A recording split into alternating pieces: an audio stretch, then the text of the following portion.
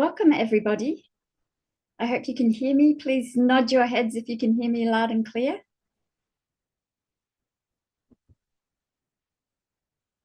It's lovely to see you all.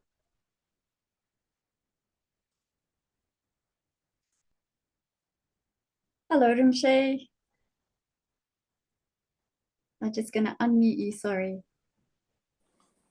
Welcome to this session, Rinpoche. It's so wonderful to see you. And we are so grateful that you've agreed to do this teaching for us. Thank you so much. I think most people know Rinpoche and he needs very little introduction. But Rinpoche is the spiritual leader of Mangala Shri Bhuti. He's also the incarnation of Jamyang Khyentse Wangpo, who was an absolutely extraordinary master and also a master who was very, very close to Jamyang Khyentse Wangpo. And two of them are really responsible for a lot of the Jigme tradition that kind of had a real flourishing in the 18th century. So without further ado, Rinpoche, I'd like to request you to please turn the wheel of Dharma for us and to teach on this precious text, which is a commentary on the Heart Sūtra that was written by Jamyang Khyentse Wangpo when he was quite young. And the translator is here, Rinpoche, just in case you want to ask him any questions. His name is Christian Bernet. But otherwise, I'll just hand over to you. And thank you so much again on behalf of Khyentse Vision Project.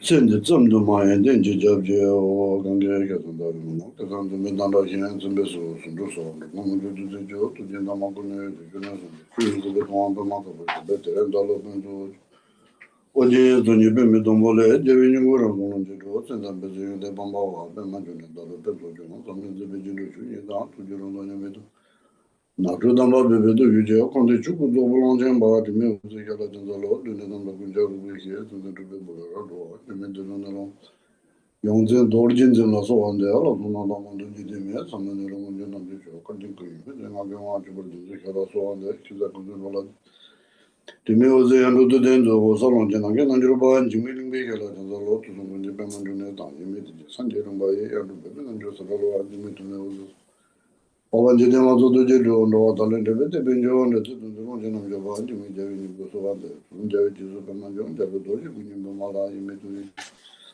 Minjul namge dorje so hande jese kunje to baji bola yibe sanju so mi bezo tiki don ta lo ala tun de de no ma so de on go shina on hero ga ma de no mundi bo de nyu zo jalo dorje kan ji mi ki dorje so hande so de jave so bo shwa la no de be on zo khawara so no bande do mi ki on bo so hande yuso rinza la dan kan ro ye so la bo mo ro dan zo je so ni ju de ga de de pe ma ben za sha so hande pa yu de lo bo ji 강준 jambayang mo chuzong je den de kunji chuji jabo la yemi chinde ombo so de shila ko ni de javelon de le kun jab da pe ma kar je wan zame hin ga je mo so de ngoro do so de jan cho ngoro ban de ko yen bo ka ni chu de chujuring be hala so wan de don jambar yu no so lable ombo lo de po bi ter chin je lo do chu de jang ma da de ande da ma da Ojene ze jamarun oje kede jujesini nunze ba yunde no dona jujije padena me kala suade konde jugu osa chumbo da no do ba sonda yuze ran do jugu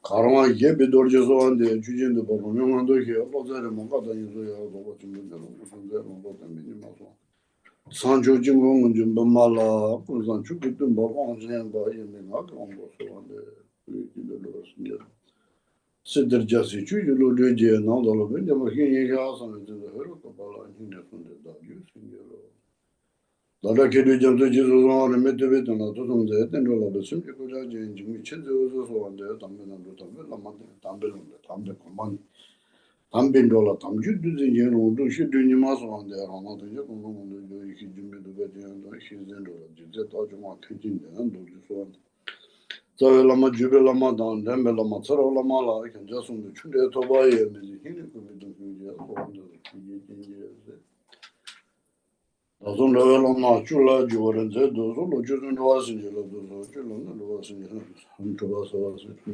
Jawas in Yellow.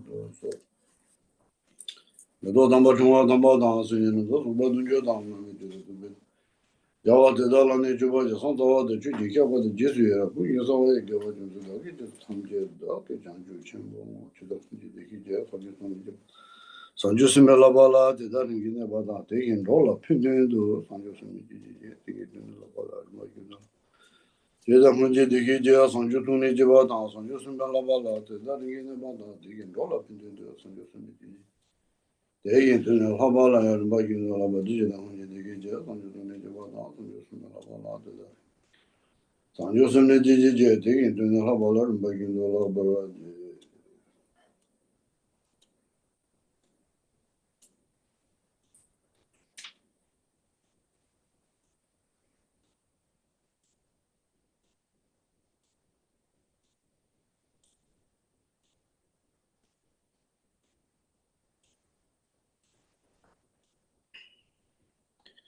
Good morning to you all. I have known Doma for so many years, and so when she made this request, I was not able to decline, so I agreed to do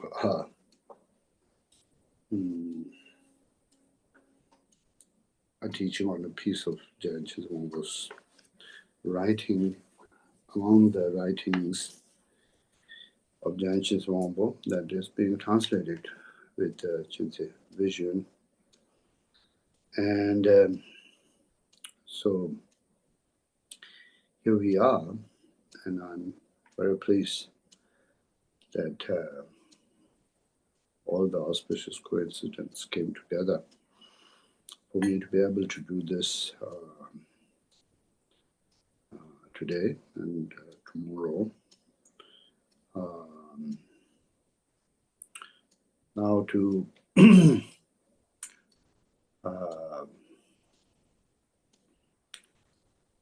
speak about the Prajna Paramita in general. As we know, it is a vast subject, or beyond mental construct, so to speak, beyond words.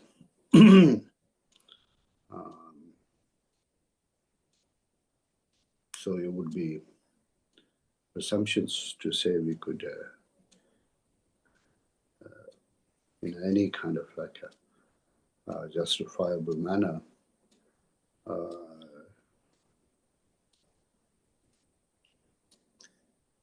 cover much of it in 2 sessions of teachings. However, that is the case, still some introduction can be definitely made into the Prajna Paramita teachings.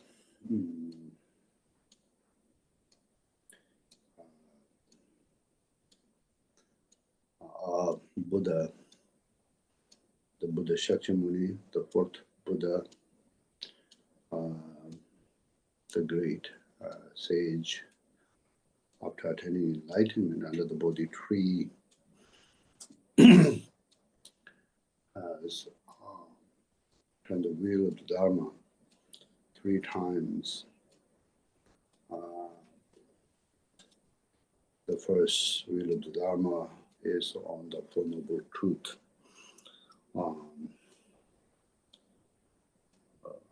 In the Deer Park in Varanasi,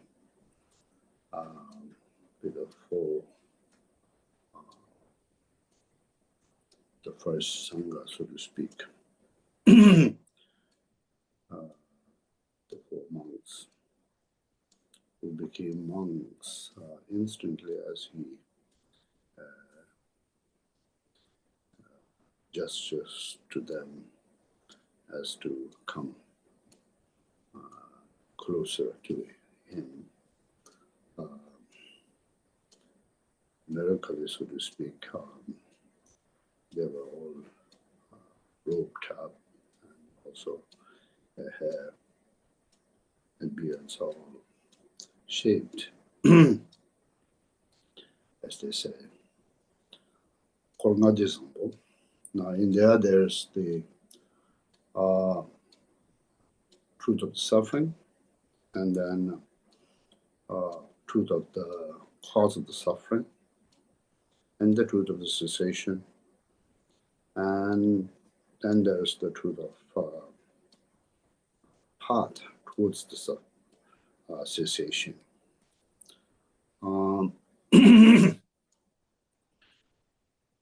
Now, the Four Noble Truth explains the two sides of samsara and the nirvana. The first two explains the samsara, and the second two explains the nirvana with a causality and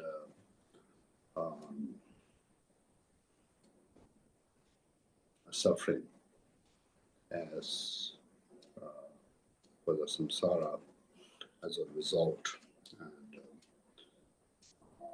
cause of being the afflictive emotions, and particularly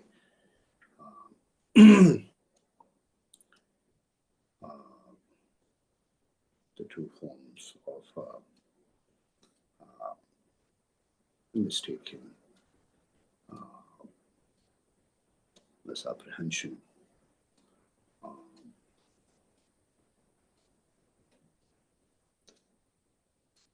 of perceiving the reality, where there is no reality, perceiving there is to be one with the phenomenal world as a first, and then with the clinging to the self as somewhat of an intrinsic nature. So, ignorant as an ultimate cause.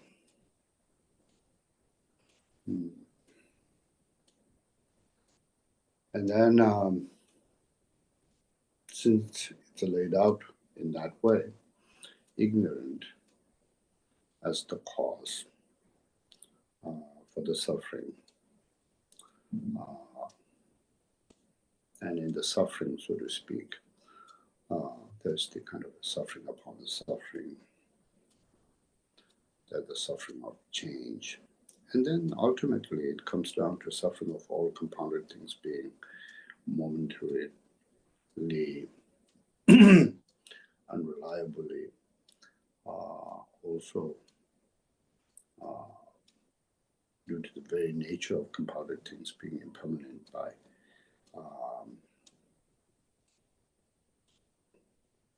from the Abhidhamma point of view, 62 per second. So there's that kind of the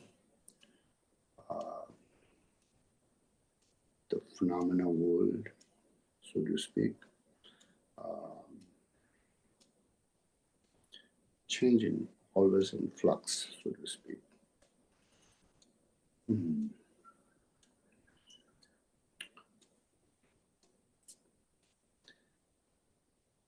the cause of it being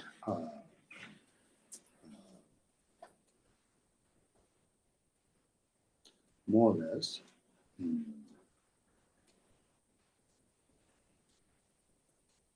ignorant, and the very notion of ignorant, as we say, there has to be something that you are ignorant of.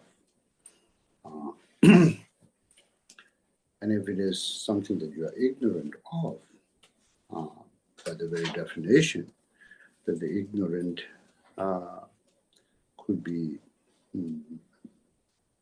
just as it is come to be there in the first place with the conditions. If the conditions are not there, the ignorant itself could also be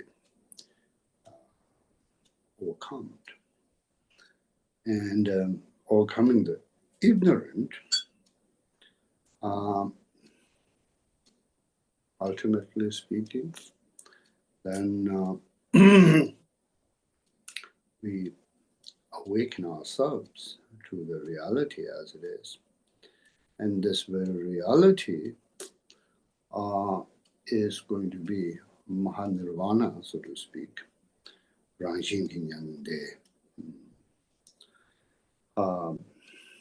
Of course, it is not in the depth, or it is not in the elaborate way. In the first training, Buddha have spoken about the kind of extensive teachings as there is on the unborn nature of all phenomena. However, it leads to that, and it preludes to that in the even first training wheel of the Dharma. And with the reasoning and with a sort of like a deep personal as well as also through the hearing wisdom, if you contemplate, it comes to be quite clear that compounded things have to be the makings of the samsara, or makings of the illusions of the samsara. And by very nature of the compounded things, since it's so in a fine manner, it's a transitory, that there is no really anything ultimately being born. Ultimately, anything being there in the first place to be born. So it's all contextual, and it is all contextual in a sense of person's perception or the perceiver's experience in that way. Being things there is a perception, and assuming the reality of the things is a perception, and so as also ignorant is a perception, mental, subjective state, and ultimately looking into it, deeply looking into it with a hearing wisdom and a personal analysis, like a movie, for example, ultimately there's nothing happening on the screen. It's all a product of conditions coming together. Ultimately, the screen doesn't change. And that's why it's also, there's not really kind of anything happening outside of the illusion of the movie, so to speak. So that then, as in the second training wheel of the Dharma, as Buddha speaks,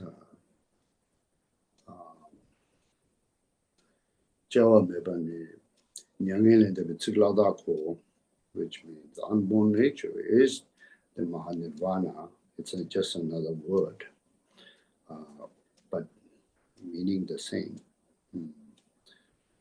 So in that way, we can kind of appreciate that the possibility, so to speak, of all that is. So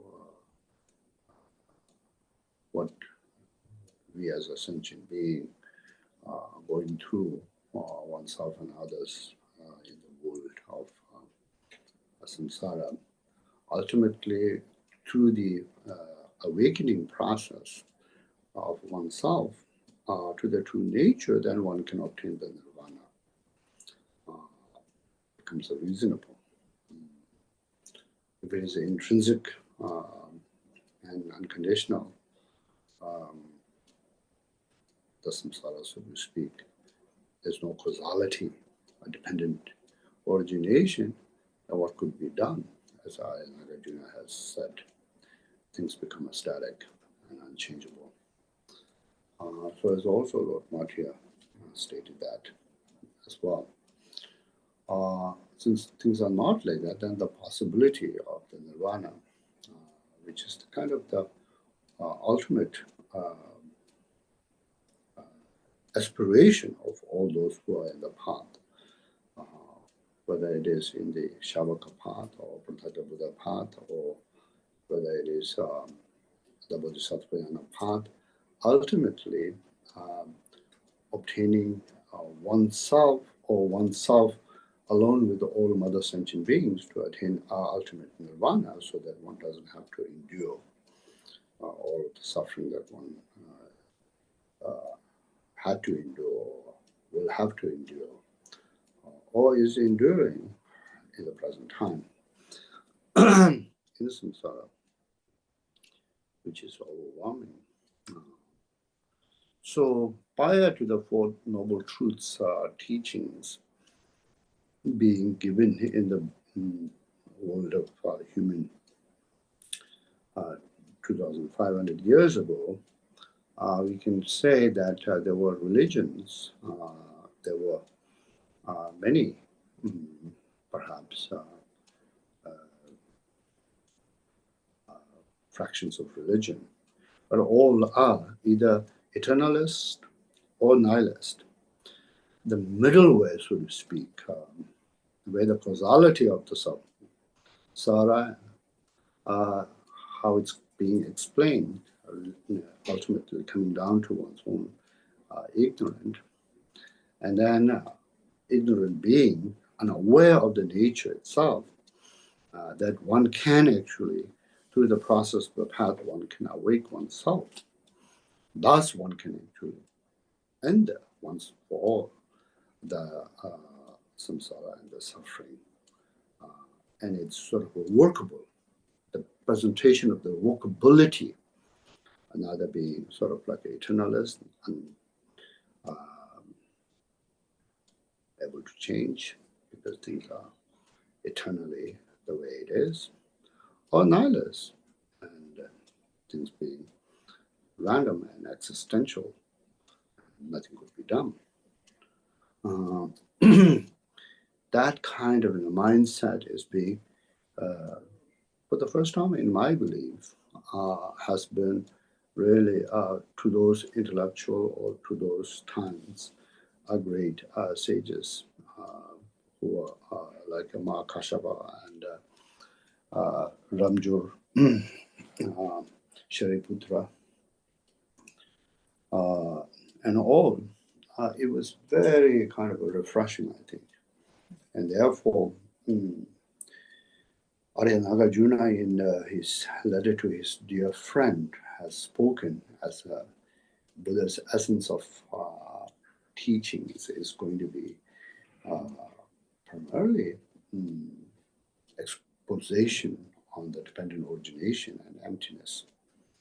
And that's the kind of the essence of Buddha's teachings, or the kind of the most significant meanings of the Buddha's teachings, in essence. So, the first noble truth being suffering, truth of suffering, and then the cause of suffering, and then that explains the kind of the origins of the samsara, and then cessation, Mahanirvana or Nirvana, there's a little difference between the Hinayana's version of the Nirvana and the Mahayana's version of the Nirvana. What relates us here is more the Mahayana version of the Nirvana, Mahanirvana, Rangji Nyangde, Minebi Nyangde, naturally, the nature of the phenomenal world is peace. And also in that nature, the samsara and the nirvana both are sort of like equally absent, so to speak, and equal, which is the bodhisattva's realization. So in that way, there's a little bit of a different from the Hinayana. I'm not going to get into the Hinayana's version of the Nirvana. And then the process of the path here also is the, of course, there's the, in the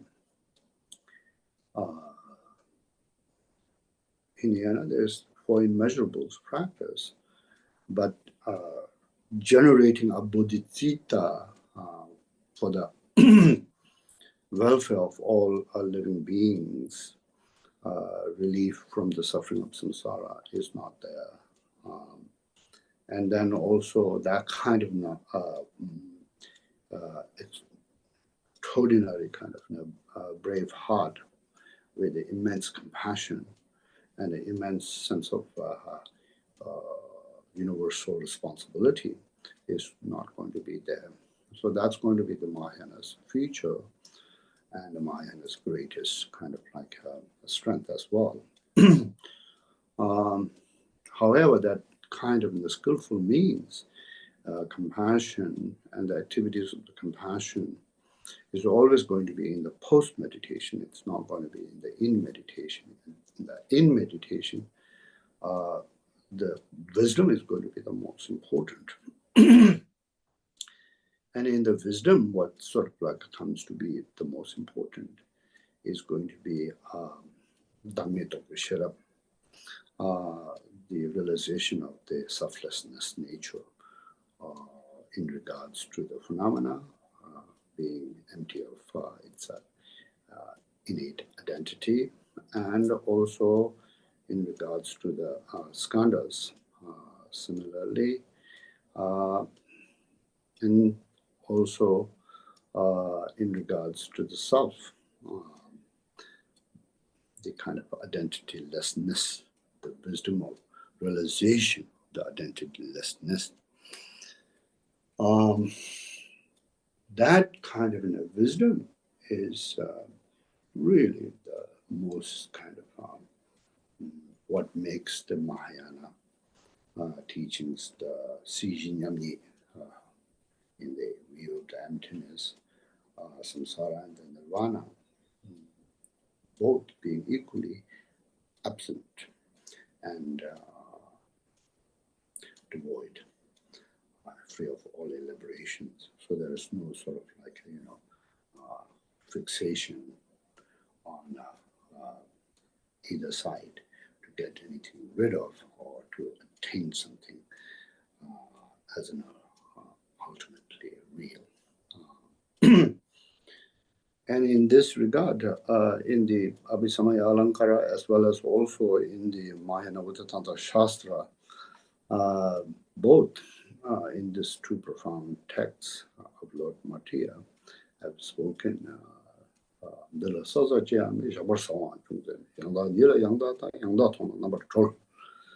as you all are translators, or quite a number of you are translators, so you understand.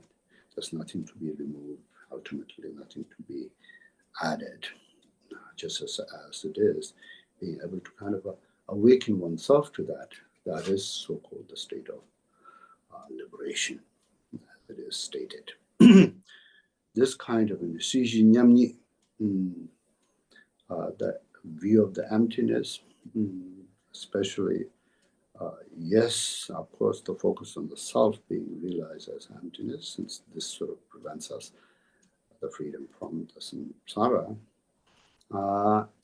But even going beyond that, realization of the all phenomena from the form to the omniscient state, being free of all elaborations. This focus, Chujidagmi, or egolessness of the Dharma, so to speak, is the really great view of the Mahayana, and all Mahayana teachings has the strength of that, along with the compassion, then which kind of like is fearless, because there's nothing really. Ultimately, once you awaken yourself from the first bhumi onwards, happens to you. As in the Mahayana Buddha states, if you become Arya from the first bhumi onwards, you're going to be free from the real sense of birth, old age, sickness, and death. Even in Jolam, in the path of application, Zutub Nyangi Yongminde, Zutub Ngesung Yongmindo, you get to a second stage. In the four barrens, you don't reverse yourself into any kind of undesirable realms or form of experience any kind of form of suffering that is of the what ignorant people have to suffer. So this is a very encouraging, if your mind is on the right kind of a set thing, if your mind is sort of focused on the liberation, it's a very, very encouraging, I think, to all, and it's been a very encouraging personally as well for me, because ultimately we all are not going to be here for very long, and we want to, just as we do things today, we have to prepare for tomorrow. So you have to kind of, since prepare for tomorrow, you want to prepare for tomorrow, not to be in the samsara and wandering off in samsara and then helplessly taking a birth over and over and over and over, and the same old story, suffering. So you want to kind of like, look up, as they say, with a kind of model in your mind, which is going to be the Buddhas and Bodhisattvas. And how, first of all, the question is, are they awakened?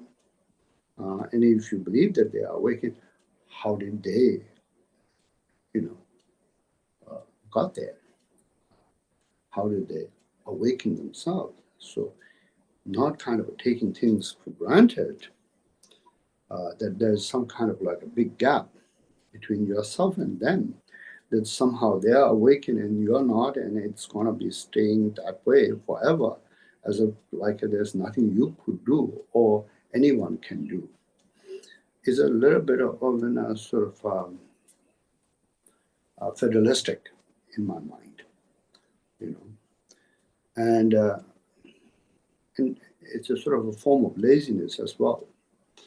So if you sort of avoid that, you see that's a sort of like a impediment in oneself, and you want to sort of like really,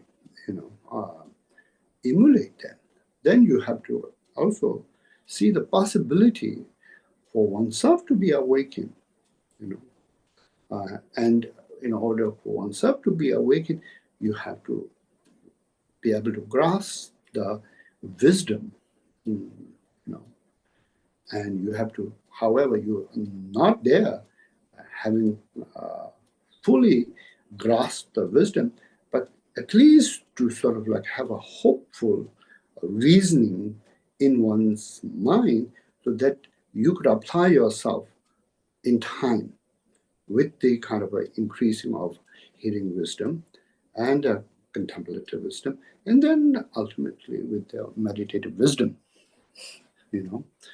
So in that way, then, all are sort of, however, we are many, days of the year, many years of the life, are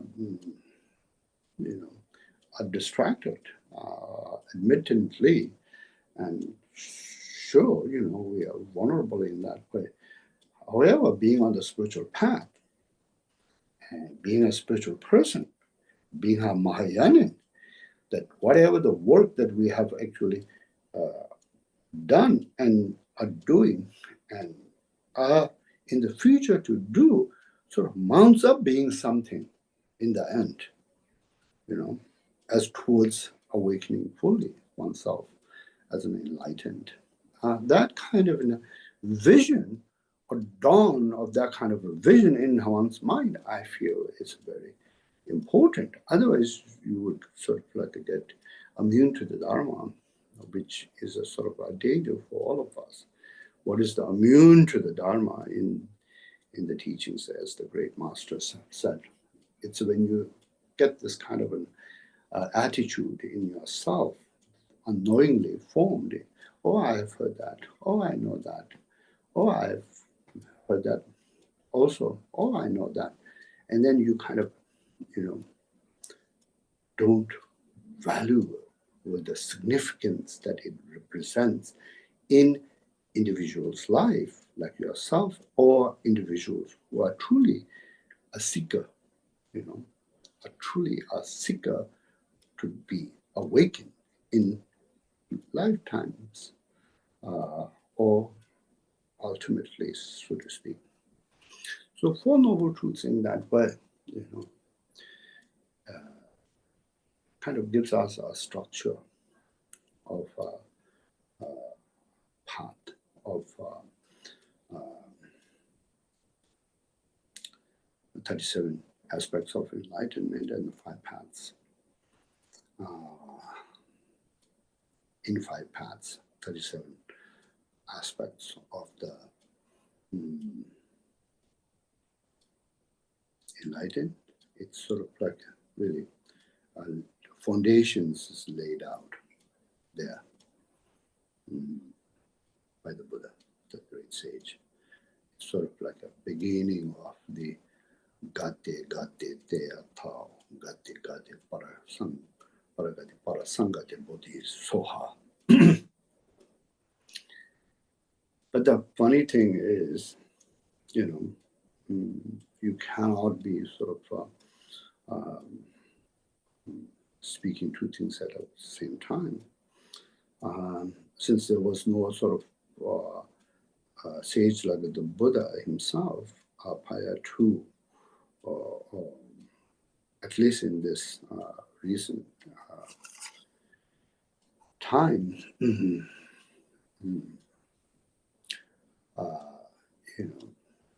so many words were there, like form, feelings,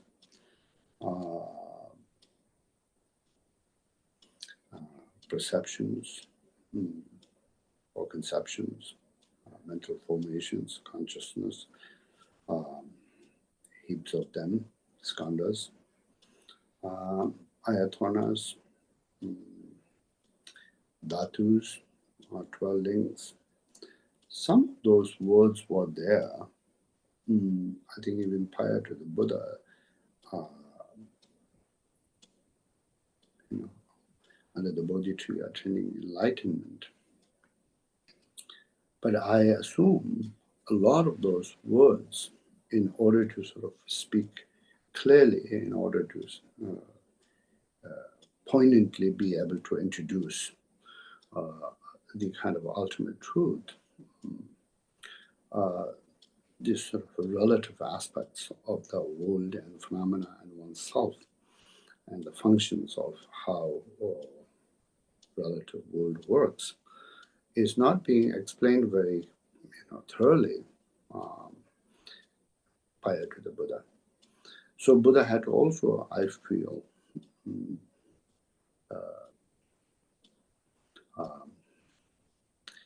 come up with a lot of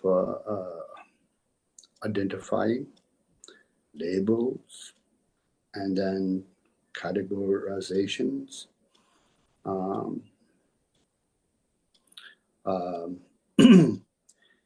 As there's a say, Mingzi Dapur Mazina, Jigden Tamje Mobarju, Deve Gumbo Tabgive, Chuna Mingzi Dapur Ze, which says, if there's no sort of identifying label with a name and categorizing, the world is going to be already sort of confused, and you're going to get more confused. We wouldn't know how to sort of communicate one another, and we don't know whether we are communicating about the same thing as others hear of us. Are we talking about the same thing? Or we think we are, but are we talking about the same thing? Like, if you want to talk about a table, so to speak, you have to first identify the table itself, what's subject that you are both relating, and then you could talk about the shape of the table, or the form of the table, and the quality of the table, right? So Buddha, in that way, have identified a lot of things and labeled a lot of things and gave name a lot of things. Now, the funny thing that I was saying is, as you are identifying things, as you are labeling, as you are giving names, and you're categorizing as things, how it works in the relative world, you cannot at the same time simultaneously say, oh, it's empty, because it's sort of like however, that's the truth. It's difficult to sort of digest, or reasonably to kind of like comprehend, or have the sort of right effect. So first talking about the relative and getting the relative more sort of like in a precise sort of order, or how you want people to understand the relative truth. Then it's a very natural, the second step is to go deeper into what is the ultimate nature of that relative phenomena. So it makes in sense in that way. Then in the second turning, the Buddha gave much more sort of like categorically speaking teachings on what he spoke in the first turning. Pumbu Kanta Chenche, Scandhas, Ayatonas, datus, dependent origin, dependent links, and all of those, the ground of the phenomena world, to be empty, samameva, without any kind of inherent intrinsic identity. Because it's truth, not only truth, without sort of in the second stage of when the time came to turn the wheel of the Dharma, if he doesn't sort of like explain that in a very kind of like a depth, you're just going to be in the relative world. And the purpose of the Buddha is coming into this world is not to introduce the kind of science of the relative world. It's about actually, introducing the ultimate nature of the phenomena world, that which in itself is the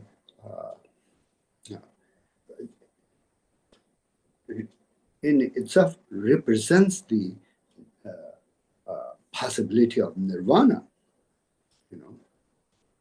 end of the suffering and the cause of the suffering. So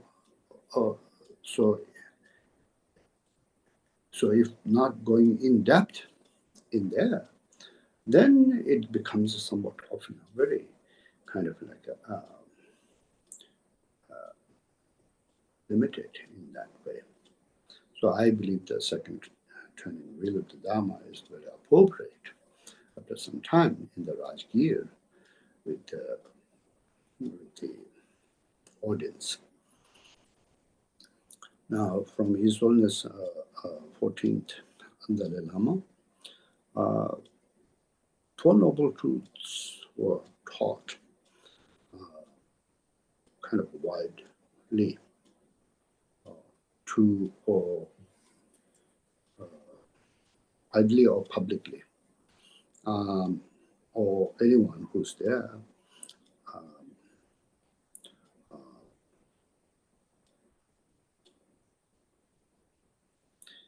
But the second turning wheel of the Dharma, about the emptiness, because of the nature of the subject and the profundity of the subject and the kind of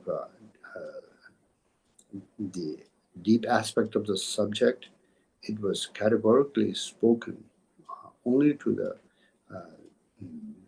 those who are able to understand and have some appreciation in a deeper level and would be able to comprehend what Buddha is stating without sort of going into some kind of reaction. So the first noble truth, first turning wheel of the Dharma, the 4 Noble Truths, is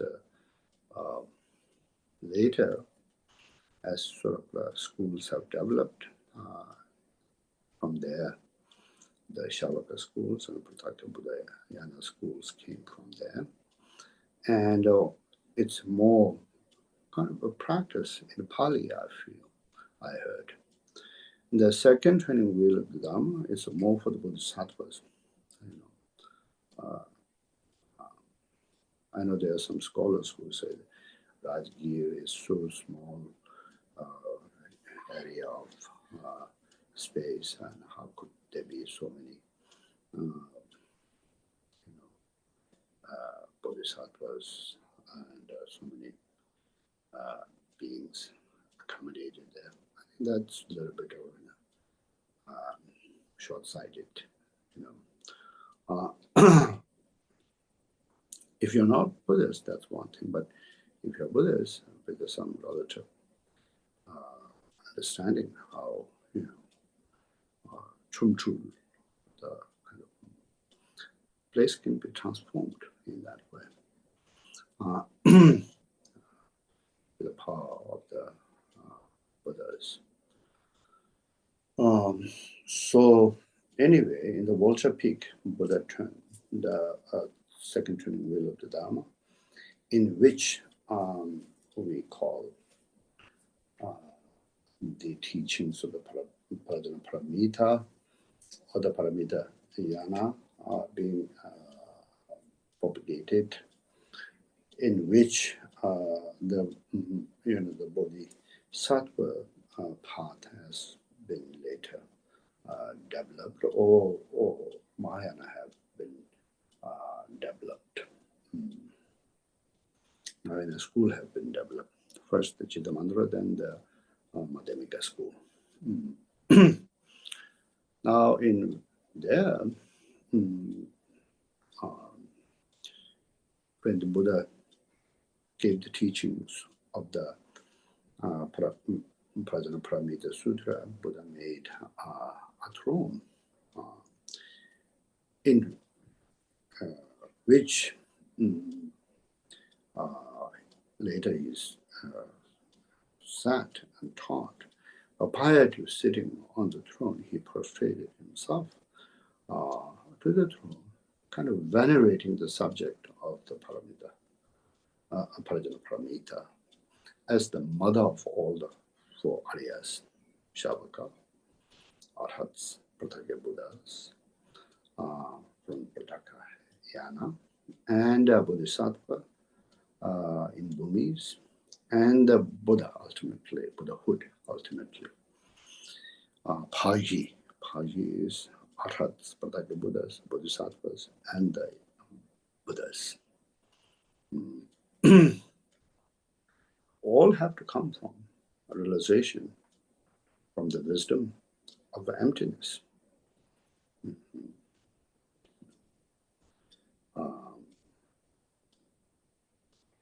Individual sala labar de veji shiraji pur de sambal labar sawo. Rang sanji sala labar de veji shiraji pur de sambal labar sawo. Sanji sumbi sala labar de veji shiraji pur de sambal labar sawo. If you want to train in the Shavakayana, you have to train in the Paramita. If you want to train in the Prathaka Buddhayana, you have to train in the Paramita. If you want to train in the Bodhisattvayana, you have to train in the Paramita. Is spoken in that way. And then also Shantideva later in the Bodhisattva Avatara. Kanse lungde lamdini mebar changchu mebar sung. If you don't rely on the Prajna Paramita teachings, it's very difficult to sort of go beyond the realm of samsara. Because the duality is the impediment to go beyond. So you have to have some kind of a Dhamma Tokvishera, wisdom of selflessness, or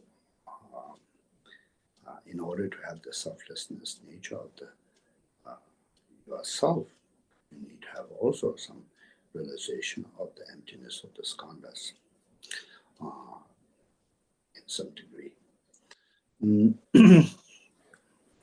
There's a lot of discussions in that by the great Indian masters and the Tibetan scholars. We're not going to get into that. So, Mata Prajna Paramita in that way venerated by the Buddha himself as the Pāji Chebeyum, the mother of all warriors. Now in there, then there's the kind of Jending Dusu, Jeba and Rinpo Duba. Jeba, or the elaborate one, Mata Prajna Paramita's teachings in an elaborate way, Buddha explaining, has 100,000 stanzas, shlokas. That's why it's called Bum. 12 volumes in Tibetan we have. And Ring is Niti, 20,000 stanzas. And Duba is Jetongwa, 8,000 stanzas, Jetongba.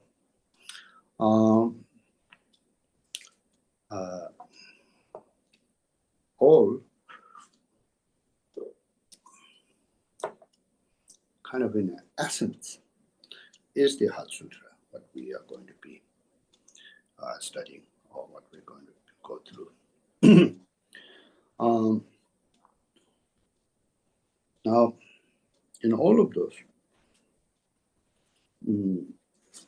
70 different points are being irradiated by the Buddha with the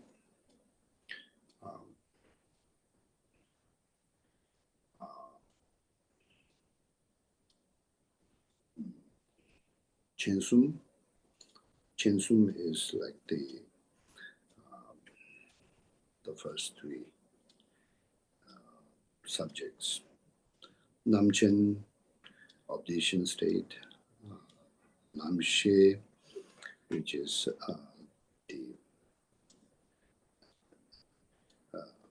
Namchen is the wisdom of the Buddha, and then Lamshe is the wisdom of the Bodhisattva, and the Yeshe is the wisdom of the Shavaka and Prathaka Buddhas.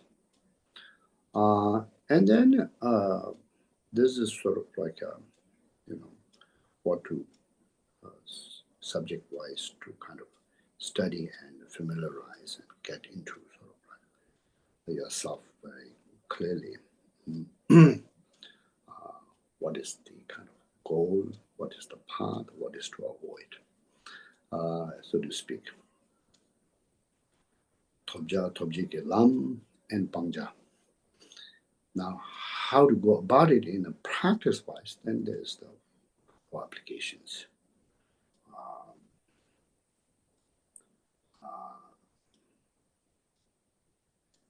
Four applications. So then ultimately, then there's the Dharmakaya with the kind of qualities of the Dharmakaya.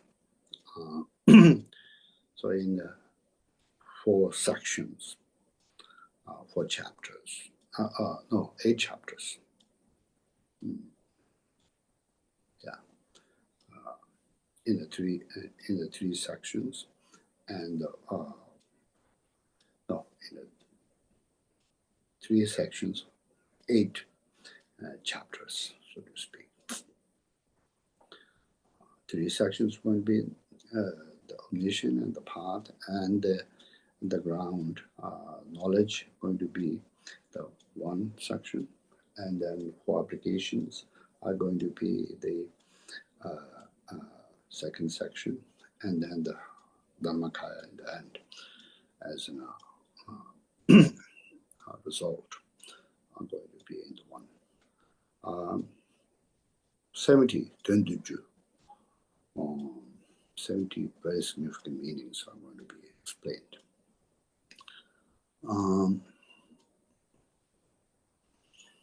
In all of those, one or the other.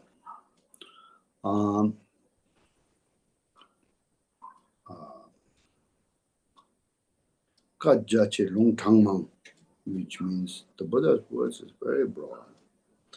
The scripture is very sort of extensive, so it's difficult to sort of fathom all of them. But not that nobody fathoms them. Someone like Arya Nagarjuna, for example, fathoms them, and Lord Martia fathoms them. And therefore, we have these 2 chariots who came. Arya Nagarjuna was prophesied by the Buddha. Of course, Lord Martia is the 5th Buddha, so well known. Arya Nagarjuna, during the time of the Buddha, his name, he was Litsabi.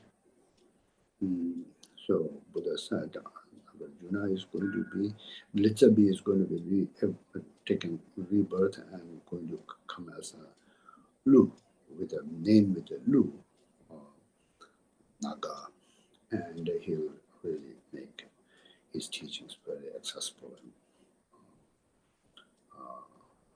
broadly expand, which Arya Nagarjuna did. Arya Nagarjuna was a Brahmin.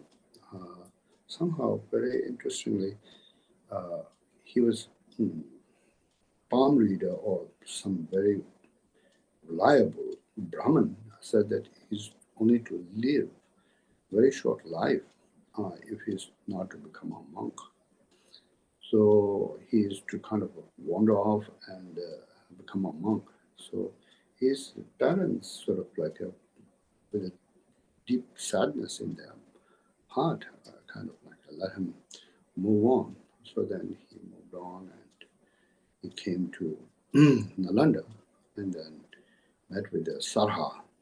Sarha then was a monk there, the abbot, and became his pupil. And then we all know Nagarjuna is like the second Buddha. Chariot, Mahayana's first chariot. His 5 deities, just unbelievably profound. And the main one is Mula Madhyamika Karika, Matsavashira.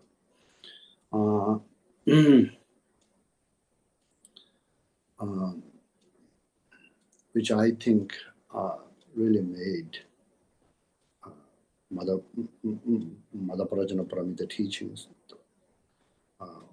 all Paramita teachings, the whole of the Bodhisattva path, somewhat comprehensible for us, especially with the reasoning,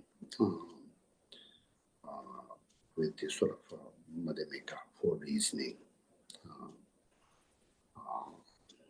Jula Chiba Dorje Singmi Ripa, Devula Chiba, Yumi Chengo Ripa, Ngola Chiba, Chik Tudalga Ripa, Tamjela Chiba, Tendel Chimuripa, for Madhyamika reasoning. The Tiny Vajra, to examine the causality, and then also fruition. If existent is intrinsic, it's annihilates the non-existent to be possible. A nature, and if non-existent in the similar becomes intrinsic, any possibility becomes also impossible, not perceivable. That kind of a reasoning. And then the nature being examined with the Chittudal, not one and not many, because many is made of one being kind of like as the base. So if you cannot find one thing to sort of like pinpoint, whether it's in the world of the matter or whether it is in the world of consciousness, one thing you cannot really sort of find upon your analysis,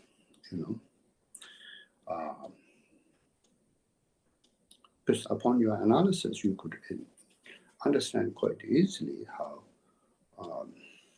the grosser phenomena is not the sort of what makes things function.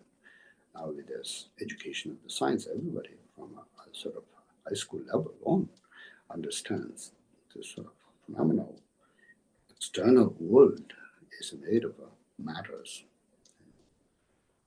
Matters are the sort of electrons, and the protons are the what sort of like workings of the what's happening. It's not the kind of seemingly the beam is being lifted up by the kind of pillar or anything like that, seemingly. But in reality, beam is going to be made of matters, and the pillar is going to be made of matters, and the mass is just only perception in refines of that perception, then one is going to lead to the matter world. Now in the matter world, electrons and the protons have to work together. Electron doesn't quite exist without the proton. There's no place to designate as electron. Similarly, the protons in that way. And then when you kind of either one try to sort of like go to find, you cannot find. And especially now, Heisenberg theory, it really proves that it's all perception. When there is a perceiver, atoms behave in a one way, and when there is no perceiver, atoms behave in a different way. So even atom itself, the whole notion of the electron or the proton is questionable, whether it exists outside of the subjective mind and in relation to the subjective mind. At least it does something. It doesn't exist on its own. It's very clear. So Darya Nagarjuna kind of speaks of that from very early onwards, And Vasubandhu has this one logic how to break down the atoms, 6 atoms supposedly are sort of like making things of the gross sort of phenomena come about. And if that is the truth, the center one has to push the 6 direction other matters away from it, otherwise it will all collapse into the center. Since it doesn't clap into the center, and there's no place to clap into the center, so it should be pushing in the 6 directions. If it does push in the 6 directions, the center one has to have a 6 paths, is what Vasubandhu came up with this famous stating.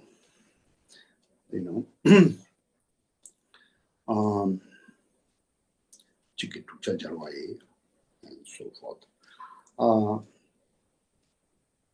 This is back in like thousands of years, long before quantum theory, and long before Einstein or Newton or any of those.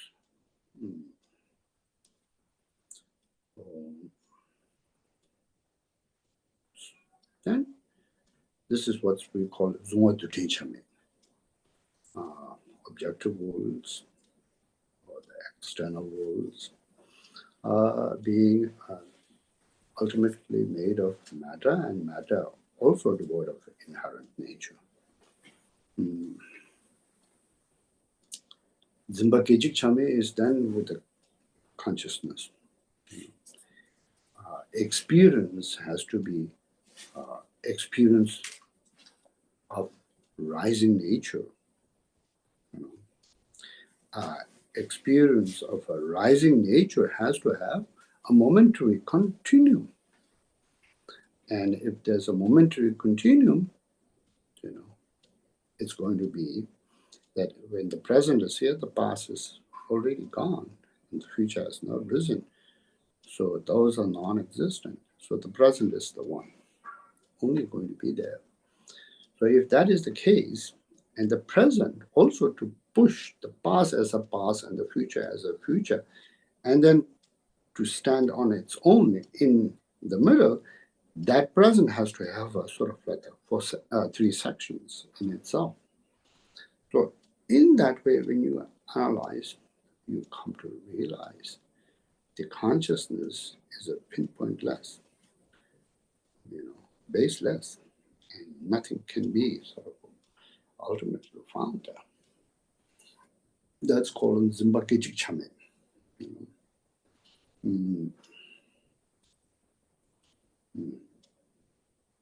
So ultimately, it's a sort of a space. This notion of things kind of existing and intrinsic is just a habituation, a belief, and somewhat just kind of by the power of the mind we assume and we live by and we are affected. Not to be found in reality. So this kind of megak is very, very helpful. Namdang Bidundam Deba, or proximate absolute truth, as the Pandita, modern era Pandita, Woobson, ex-English monk, have came up with. I thought it was very wonderful translation. Tumbi Dundam, as which says. Tumbi Dundam. Namdang Bidundam. Namdang Bidundam Demba is kind of a stepping stone,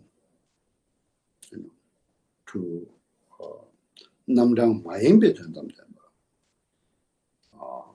Sijinyamni to tell this kind of absolute truth, stepping stone. Now, this kind of a stepping stone is therefore it's very, very helpful. Rinpoche the great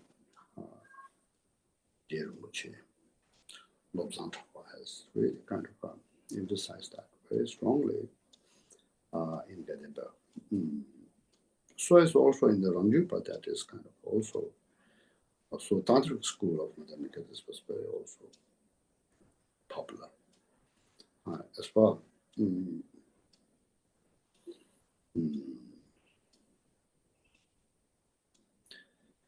Now, the reason goes that if something is there in the first place, then non-existent can be also possible. If something is not there in the first place, non-existing also cannot be ultimate reality, because they are also dependently originated, like a space and matter are dependently originated. So in that way, then, non-existent cannot be ultimate truth, is but Arya Nagarjuna and have stated very clearly, and Chandrakirti has stated very clearly. Now, both cannot be ultimate. We're talking ultimate truth, as a reality. Because one cancels out the other. Ultimate truth also, Arya Nagarjuna has said, Rajen Tani, Juminda, Jelatuba Mebao. It doesn't, it stays as it is. It's not conditionally changed. So both cannot be ultimate truth. And, neither also cannot be ultimate truth because neither depends on either. So in this way, then, Tutal's view, at least in a conceptual mind, sort of like as when the electricity is very strong, it fuses up the electricity, flows the fuse, right? So when you analyze, and get to this kind of mathematical reasoning, in a deeper and deeper level with the company of a Shine, then ultimately sort of, the analysis, sharpness, power sort of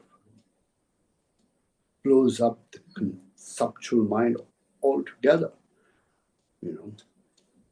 And then, as Shantideva stated, Khyentse Wangpo lo induna mene tese namba te mepe mikpa meba rabdu shi.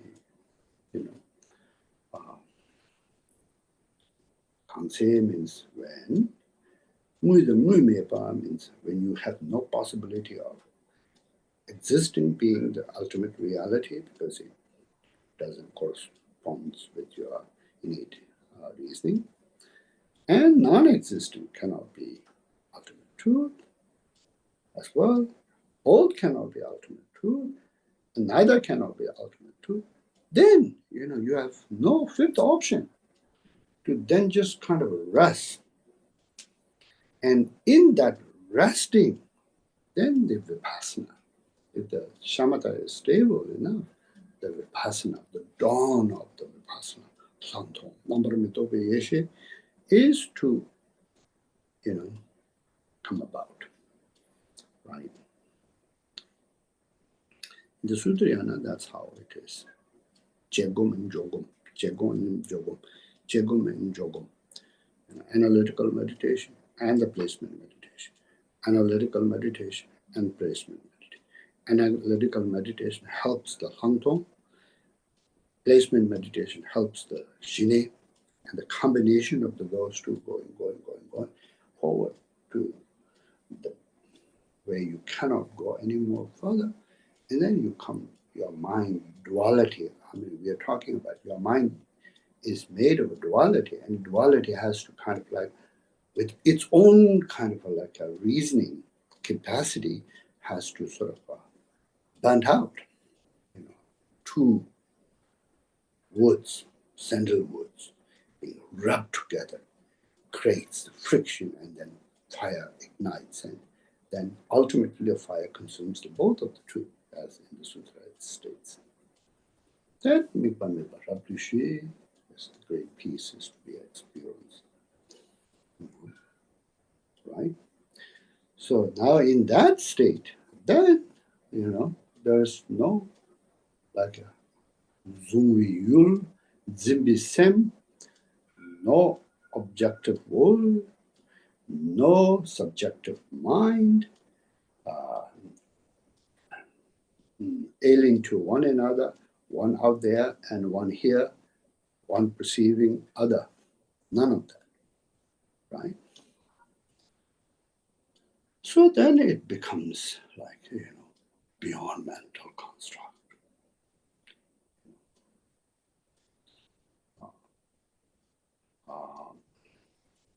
Sampi Yulindeba, Tsiki Yulindeba, beyond words, right?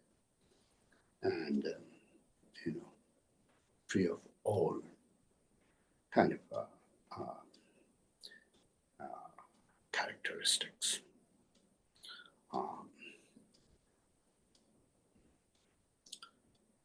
Such state now is it possible to experience, but what experiences this is going to be not the rule mind that we have, the six consciousness from the Prasangika's point of view, and then eight consciousness from the Yogacharan's point of view. Those are all rule mind. So this has to experience by itself.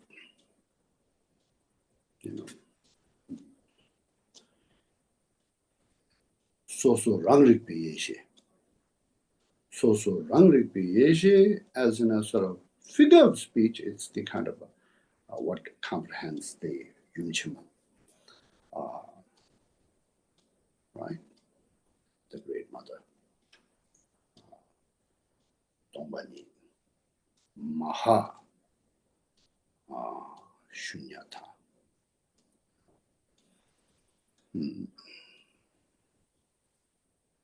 Now, in figure of speech, one can be spoken as a Yul, one can be spoken as a Yulchen, one as to be comprehended as an object, and one that comprehends as a subjective mind. But in reality, it's a one. Tombanyi is Sosorangri Piyeshe, Sosorangri Piyeshe is Tombanyi. There's no separation in there. Khyentse Jigme Teni, Loyan Chewa Tandrawa, that's it, Denam Tele, Tei, Towa Tau, Kangasimi, Mibachin, the Chuba, Tenushi, Teji Tani, Yuan, the Yuri Pacha, as Chandakirti has stated. Very profound, Khyentse Jigme Teni, Loyan Chewa Tandrawa, just as the whole phenomena is unborn, the subjective mind is also unborn. So there's no duality at all. But in the figure of speech, like a sight and eye consciousness, we can speak in the kind of just statementship, only in the statementship, relatively,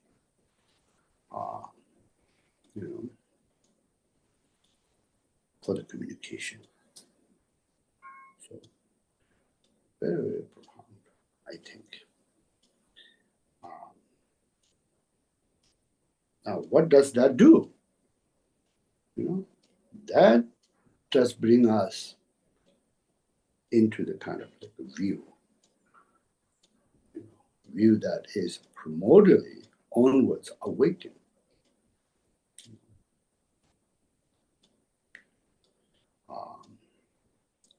And that view being in the in meditation, in the post meditation, in the in meditation with a sort of total kind of like at rest and ease and oneness with that.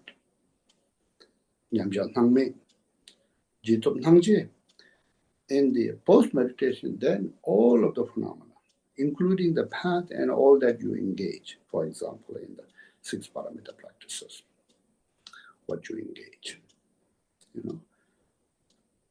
Jimba, generosity, Sultum, moral discipline, Zopa, patience, and all of the,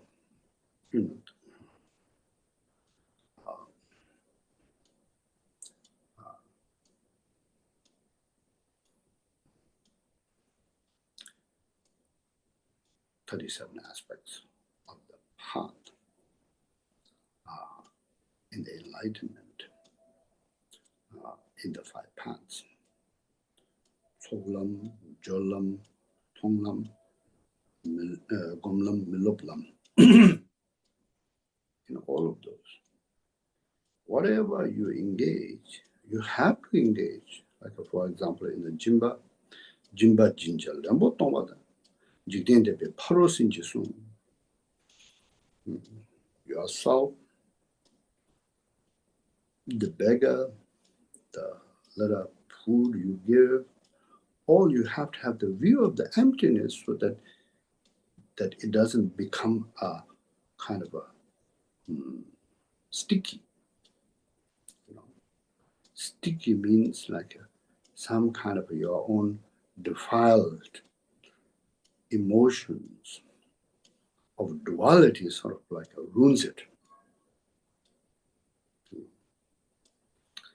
In this way, when you engage in the generosity practice, that generosity practice then becomes a paramita practice. Generosity, paramita.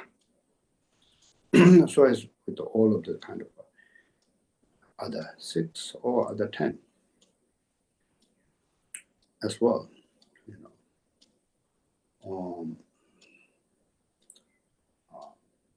so that's, you have to have some kind of like always a view of feelings in the Western terms, so to speak, of the emptiness being present in your mind stream as you engage, or when you kind of like lose it to bring it back in. So all the paramita practice becomes a paramita based on wisdom paramita. Wisdom paramita, is the base for all the paramita, other paramitas to become a transcendental path. The view of the emptiness, the wisdom of realization of emptiness, that of the Namda Mayimpi Dundam Demba, Tupa Kundal, free of all elaboration, becomes the sort of the fusion of that in other paramitas practices makes the other paramita practices become transcendental. Parudichi Bilang, part of paramitas. Like all the streams comes into the Ganges, and with the Ganges then it goes into the ocean. Like when a king, important king Chakravartin travels, all the others come along with them, the ministers and the queen and so forth.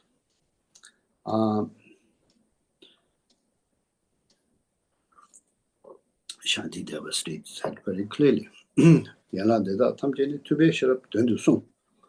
All of the rest of the Mahayana practices is for this awakening wisdom itself. It is stated. So in that way, we want to do our best to, while we have the chance, which is sort of like stars in the daytime, to study and to contemplate, and then meditate a little bit if you incline. But contemplation is very, very important because you need to use your this brain kind of activity. When you don't give a pathway that is chosen pathway for the brain activities to sort of flow, it chooses on its own what it likes. And what it chooses on its own, what it likes, is going to be what already you have habituation and the rut that has been formed by the habituation. So in that way, then you waste so much of your brain power in sort of really kind of, least to say, in constantly in the state of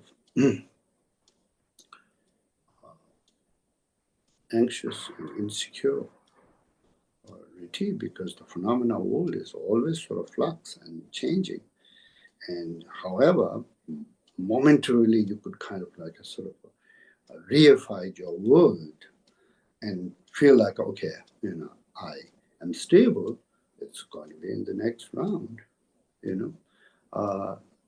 that kind of reification is threatened by the changing of the phenomena world and the flux of the phenomena world that you encounter. So only way to go beyond those, kind of like a very deeply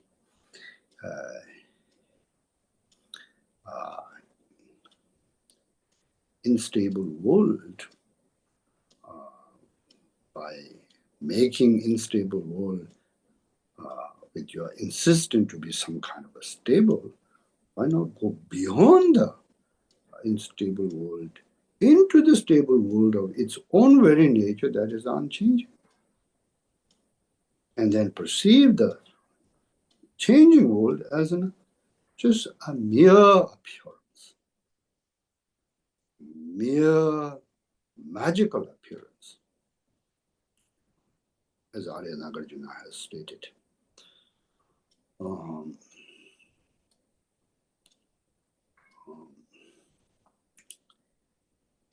Something like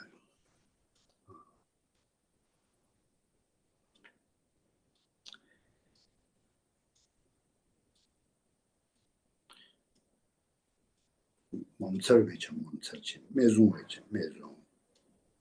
Chunum tongpa dishina, ledan rewu tenpa kang, momsar vechan ding momsar, mezung vechan dime chung. When you understand the emptiness, relatively to some extent with the first two wisdom, you get amazed how the dependent origination of phenomena world works, with the causality. How the causality, like for example,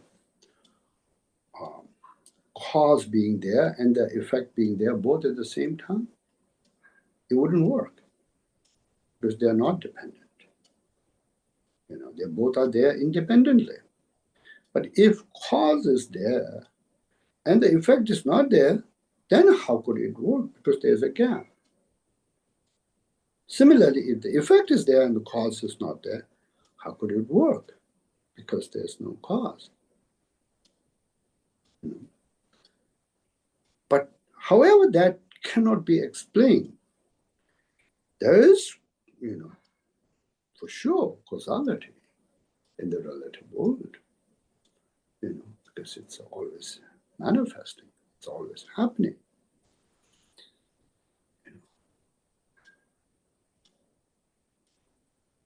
As Arya Nagarjuna has stated,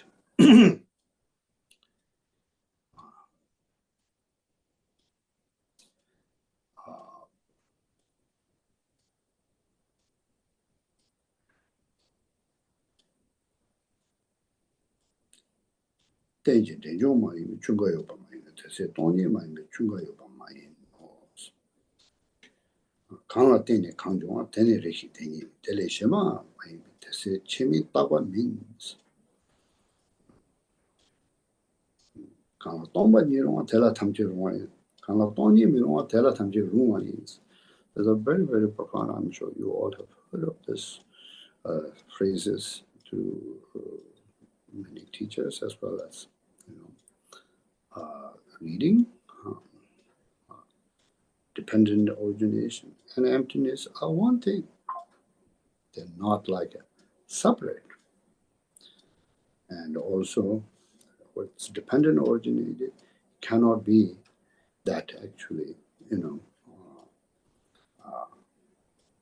cause and effect as a one or separate either, or with a gap or with a joint. And if something is emptiness, all possibility is there. If something is not emptiness, it has to be otherwise. Otherwise, possibility is intrinsic. If it is intrinsic, then Trizutanyapa means it becomes static. Nothing happens. This is a very profound, I find it, to be contemplating to use this battery power of your brain to sort of like, elevate your life, elevate your existence from the kind of mercury, muddy water of the samsara, to sort of have some kind of a sense of higher inspiration to embrace and to, in someday, not immediately, but someday, to be fully awakened. And then for that, the source of our, accumulations of knowledge and all of that is very, very helpful. So with this, I think it's good enough of a kind of, how do you say, introduction to the Mother Prajna Paramita and then the Heart Sūtra. Then I'll just get into the text. Okay? As Dzigar Rinpoche have stated in the lecture setting,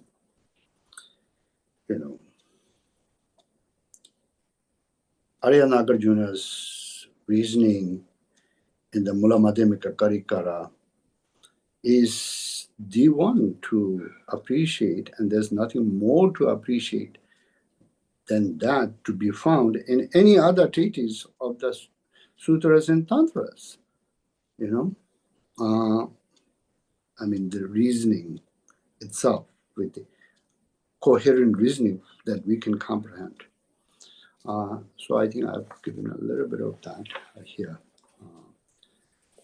With the given, I hope that you have the foundations to appreciate all those phrases. Of course, it's more sort of for someone who has already been studying for a while. Then, once you understand those, I think the text itself here is going to be somewhat simple to understand, not that hard to understand, or at least in the intellectual sense. So then, Jennifer is going to be reading the English translation, since I don't read English very well.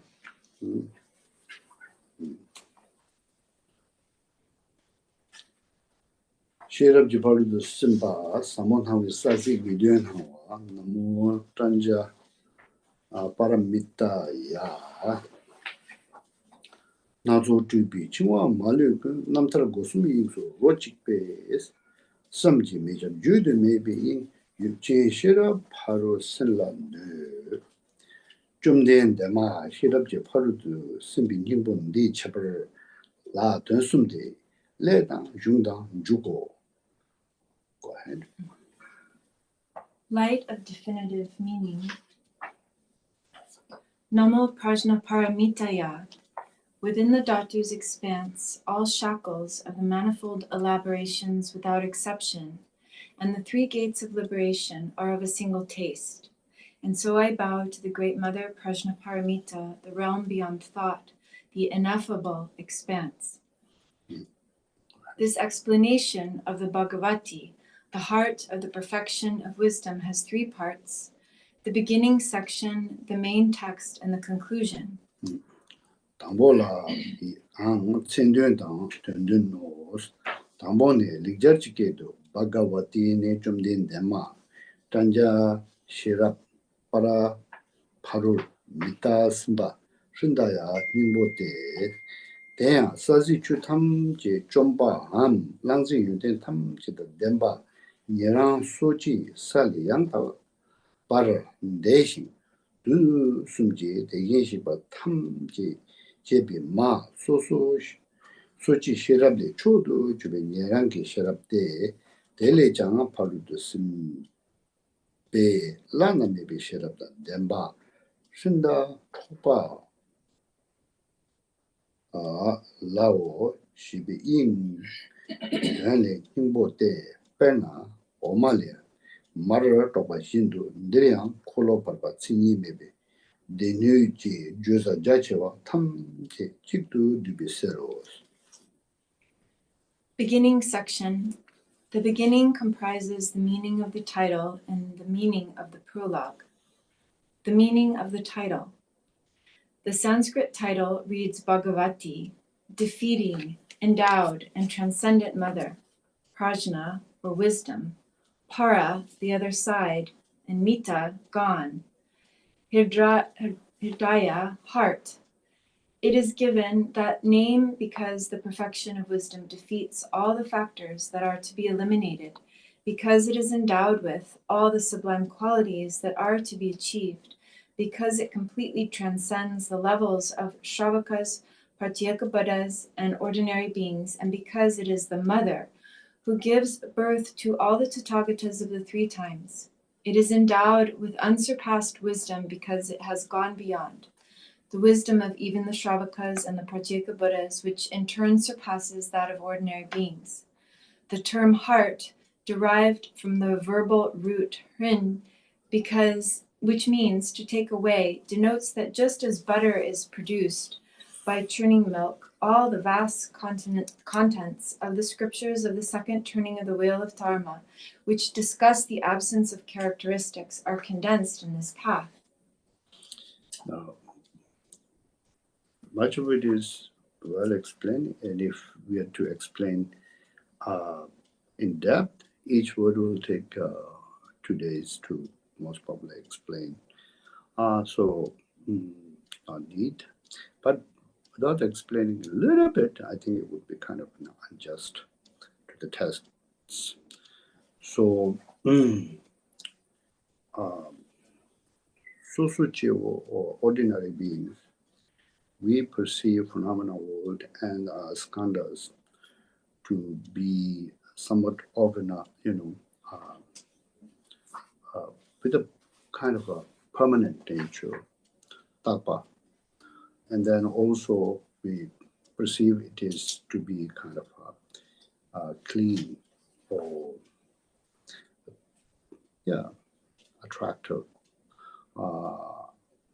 Base of attractive is sort of a somewhat of an, you're not going to be attracted to impure, kind of a pure or clean. And then also we perceive phenomenal world to be a deva, bliss, because you're not going to be attracted to pain. And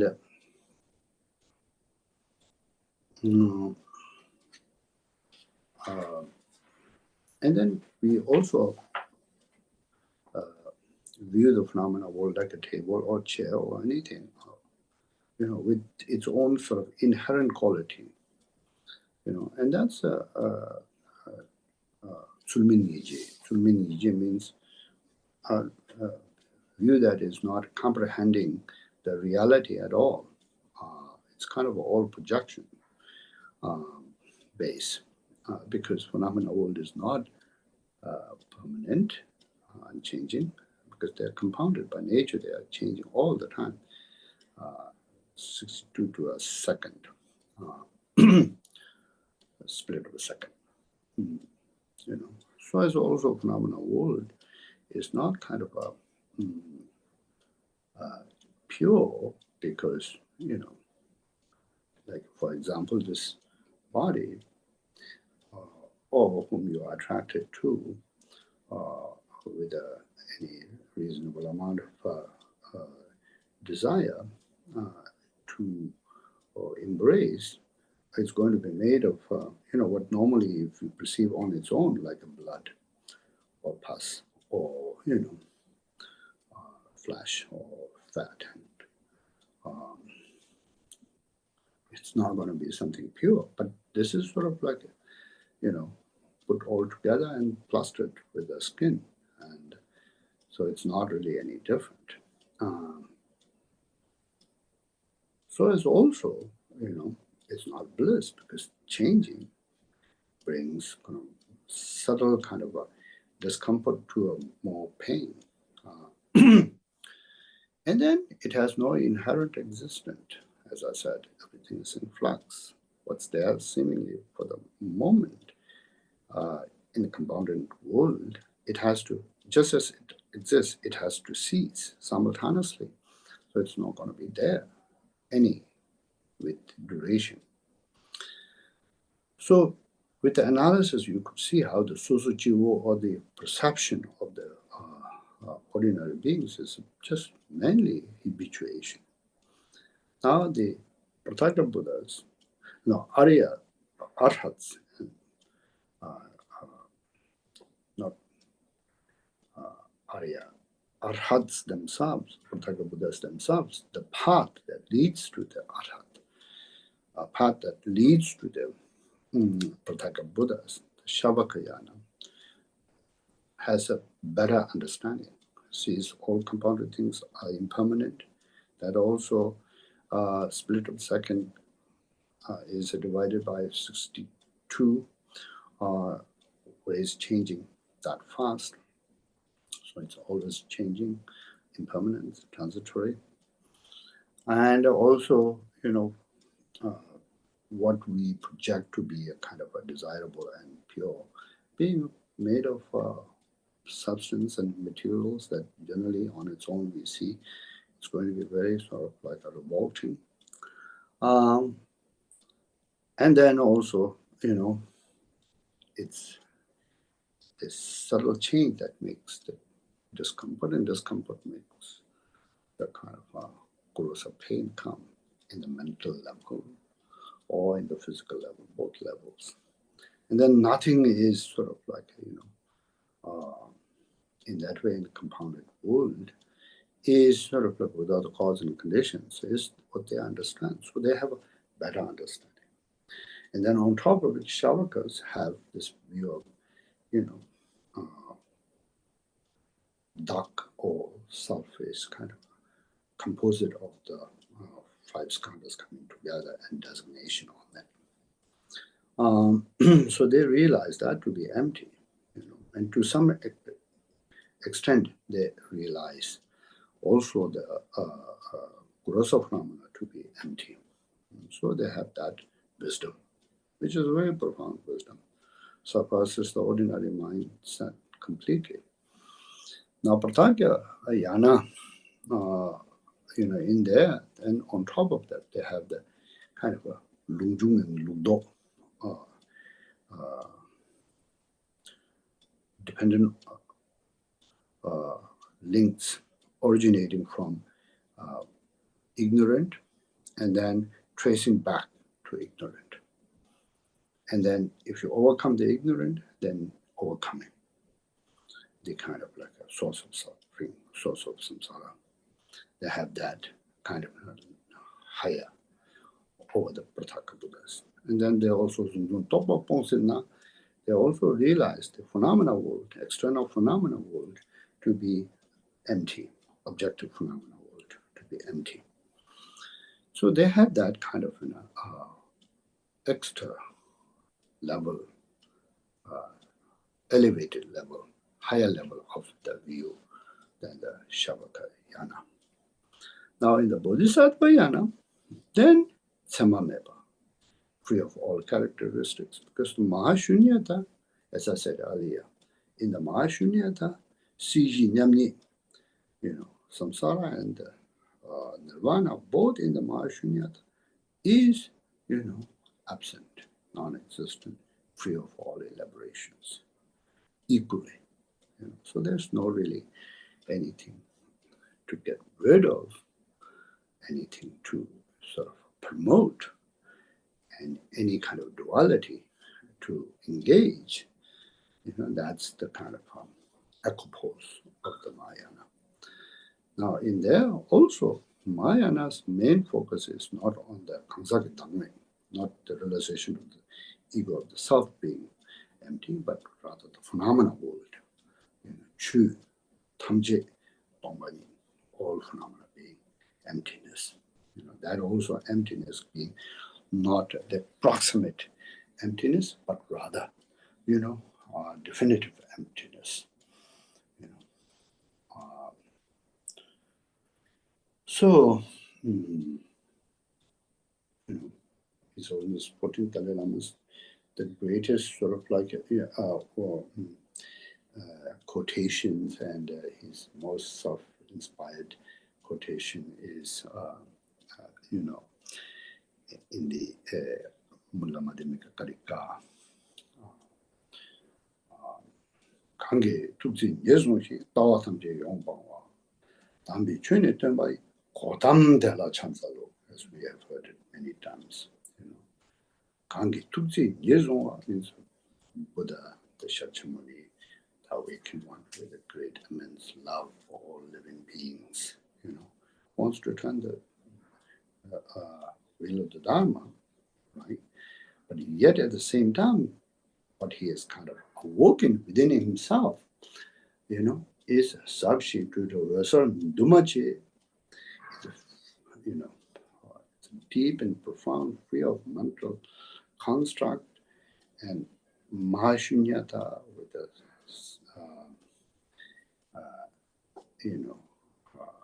self-awakened jnana,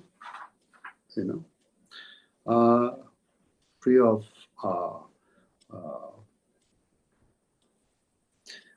any kind of like conception, samameba, right? So there's not going to be any kind of a conception-based view. So all view is kind of in the awakened state, it's sort of beneath and forsaken.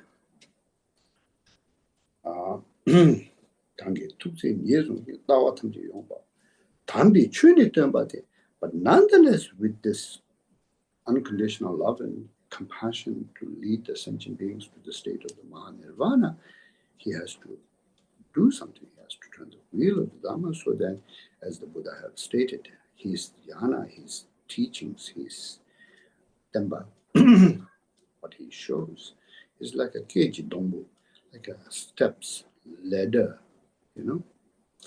like one after another comes, not prematurely. He sort of what's to be taught in the last being taught in the middle, beginning, and what's to be taught in the beginning taught in the middle or last.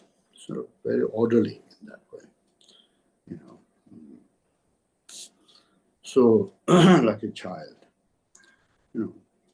just being born, immediately you cannot feed gross food. You have to feed soft, first mother's milk, to then softer, soft food, and then softer food, and then maybe slowly more grosser, more nutritious, more kind of pungent food, right? Like that he teaches. So, Mada Parajana Paramita is Dusum Jawatan Shikpul Shikbilam, which means part of all the Buddhas, all the Tathagatas of the past and the present and the future, all have to, awaken themselves to the Mother Prajna Paramita in other words, with the wisdom of emptiness, Mahāyāna. So that's the kind of the essence what we are going to be talking about here in this text. Nipa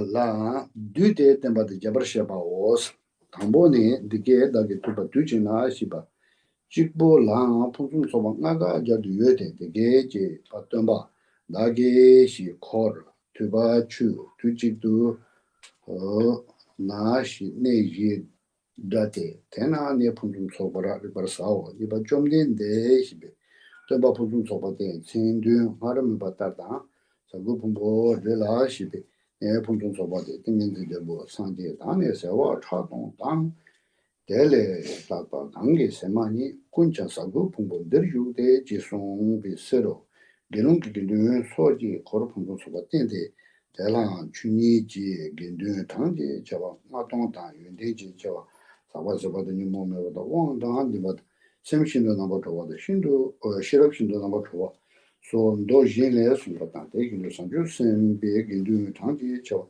sawa thati yunde chawa ba ta to chula onjo wa ta thapi je de la mo sato ba shada go tabji do yude shibe do punzo soba de da wo momsa chu 탐제 감들의 용수도 감들의 용수도 비세 되네 좀 된대요. 선망도 희설 주 부르 소바 담바디 제 통발에 좀 된데 그래도 프로듀스만 사바데 수장 몸버지와 말아 희소 담바도 신도 도버가신 섬지미데 삼무 된 문도 나왔으면 다된다 와오 띵엔진라 뇽바라 슈바 네 삼모동만이 윤난 죽지나 버샤와 요즘 모든 게 이제 나도 당연히 나도 양도봐 여기 되게 전람소 두스모 만대바오 난데니 관계 제전 양대세 소지 회대 안도연도 니모 탐제 방법에서 예로도베 유연된 탐제니 주 대니제 돈가도 메다와 셈파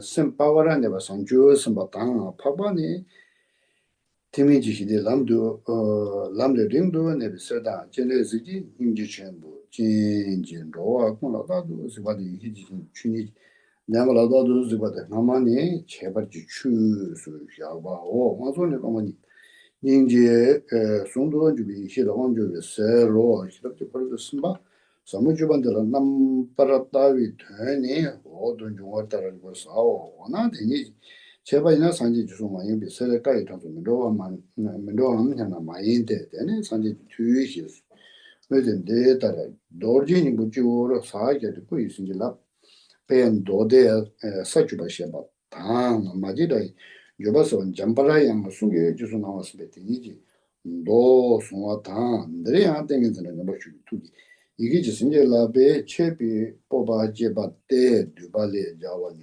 진인투 빠다 진이 주든바 체다 리바 다나 덴버 조바다 초파 데버라 세탄테 인데도파 데다 군저테 이히베 지우투 예데마다 신지야라베까 무송와오. The prologue. This part includes a condensed account and a detailed explanation. The condensed account. These words I have heard at one time. This single phrase contains the 5 excellences, with these words indicating the teacher, I, the retinue, heard the Dharma, one time, the moment, and at as a locative particle that can be understood to suggest the excellent place. A detailed explanation. The Bhagavan indicates the excellent teacher. The meaning of this name was given above. Vulture Peak Mountain is the excellent place. In the King of Samadhi Sutra, it is stated, The Buddhas, by the millions and billions and more, equal in number to the grains of sand in the Ganges River, all reside at Vulture Peak. The words sangha of monks and so forth illustrate the excellent retinue. The sangha of Shravakas is great in both number and qualities. It is composed of 5,000 members who possess the qualities of exhaustion of outflows, absence of afflictions, full control, complete liberation of mind, and completely liberated wisdom. These and further qualities are mentioned in other sutras.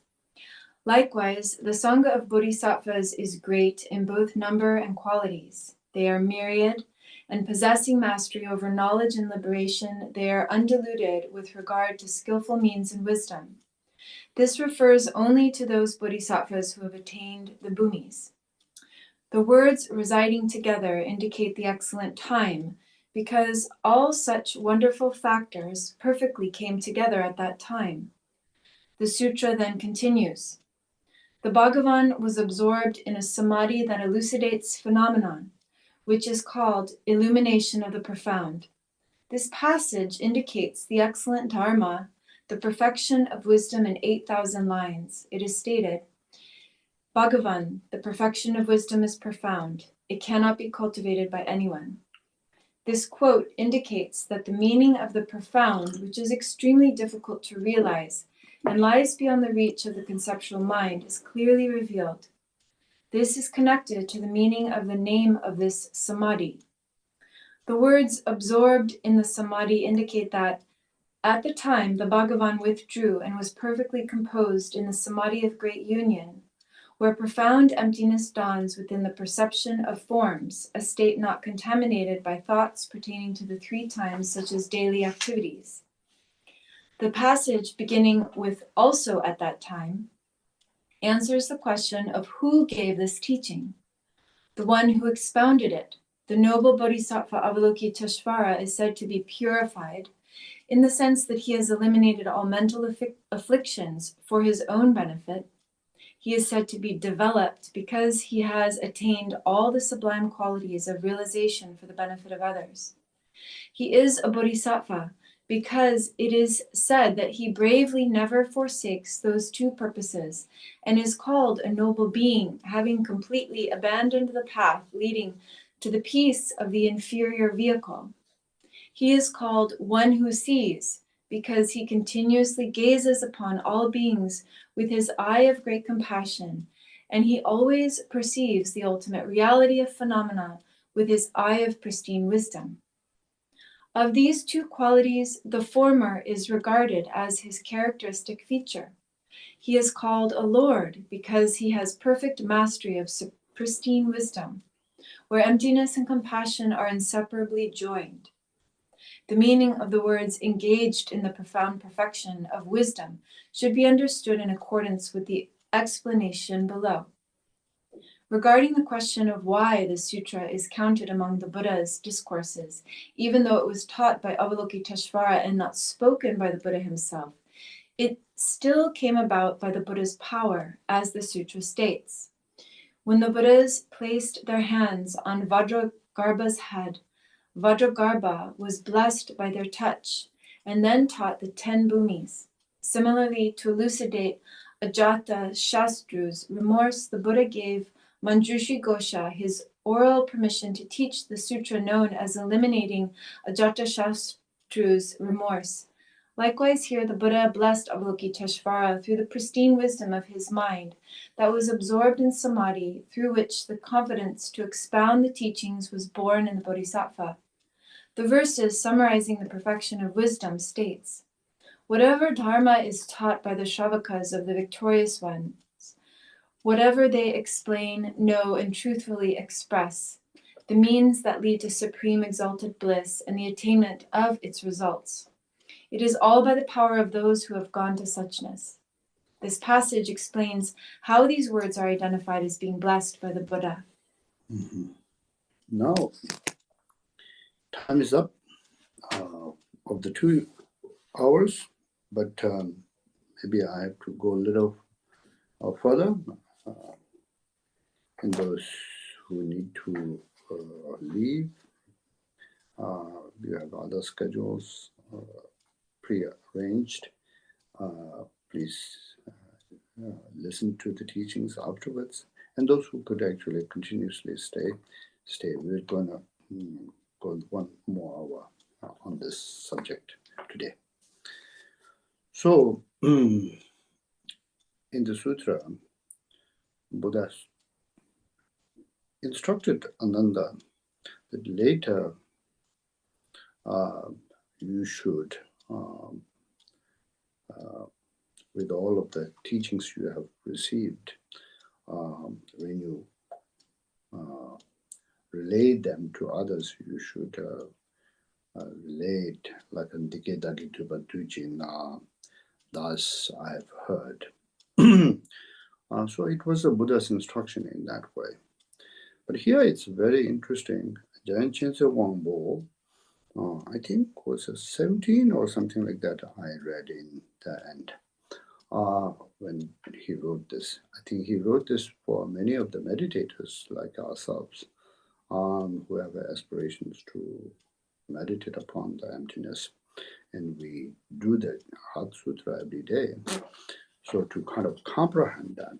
So what we read, he wrote this text as he stated, as his intention.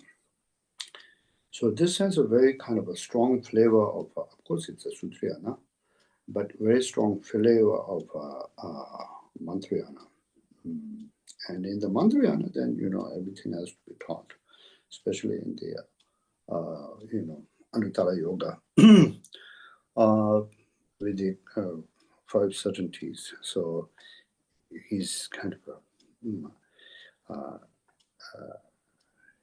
breaking this down into 5 certainties is very, I think, amazing to me. And then this text, since he kind of oriented for the practitioners, it has a very strong flavor. Even in the Mantrayana, it has a very strong feeling of Zhentong or maybe perhaps, with the Kadak emphasize more the kind of Dzogchen flavor I thought. So I thought that was really wonderful. That such a young age had such a knowledge, and be able to write something like that is just, amazing. So, up to this point, sort of the kind of legi doing what's in the text, the beginning is being kind of covered, and now Jungitun in the middle, the Jungitun, the main part is to be covered.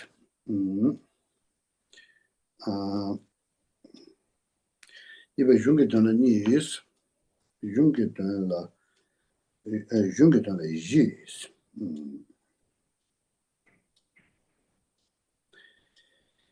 Amsamo Sul Tembal de Tap Najis Singuba Temba, Dedara Gumbitsula, Labrasawa Damba, Tela Jisu Nava Juba was. Go ahead. The meaning of the main text. This section has 4 parts. First, an explanation of the actual method of the profound path. Second, an explanation of the purpose of maintaining it through mantra. Third, instructions to train in the methods to cultivate this wisdom. And fourth, an explanation of praise following the teaching. Tambonis, Sedadamba Sharipu Soni, Shin Hebatan Shibe Party, Topper Laos, Ibani, Sanjusimba Soni, Matopayam, Medo Shibe Party, Tean Dida, Zula Mo Munzin, Talwe, Tongani, Nyamsu Nyongi Sir, Zuk Tongba, Nyamsu Nyongi, Tongba Nijan, Zukje, number Sharwe, Tongba Ni, Zuk. They say now Zuk Jan Tongba Yin La, Tongba Nijang Zuli Yemayi Besere Nantong Sunju Ki Lam Sini Yidin to Sharwate Rimbara Nangme Tang Nangje Nantong Nimi Namju to Yalas Tena Chu Tamje Chang Jenga Nesumta Tave Nasam Yodame Tongba Ni Yum Shesinjing Over Yin Shesinjing Over Ni Yin Muji Wenjang Semada Jibe Tongba Ni do Gombe Jigedo Tongba Ni La Tanina Shirab Chunga Pongwan Juroshidan Dubale Pungdi Tongshi Dona Sanju Simba de Semada Ju Jeminela Tema Yinjizo Tena Tongba Ni Tongba La Sube Tsenduji Yutam Jelen Lebe Tini Meba. Go ahead. The actual method of the profound path. The actual method comprises the formulation of the question, the teaching, and the expression of praise. The question. The question is easily understood. It runs from the Venerable Shariputra until if they wish to pursue the profound perfection of wisdom. The teaching. The teaching itself begins with the words, the great Bodhisattva, and extends until also no attainment. In this section, the phrase form is empty indicates the experience of emptiness. Okay, let me there for a second. Now the Shariputra, the Buddha's most excellent intelligent student, asks this question on behalf of others and himself, but also we should consider that he was asking this question on behalf of ourselves. Ourselves personally, I think, when you read this, because if you distance yourself from the subject that you are actually studying, already kind of making it to be inaccessible, unfathomable, and totally kind of beyond yourself.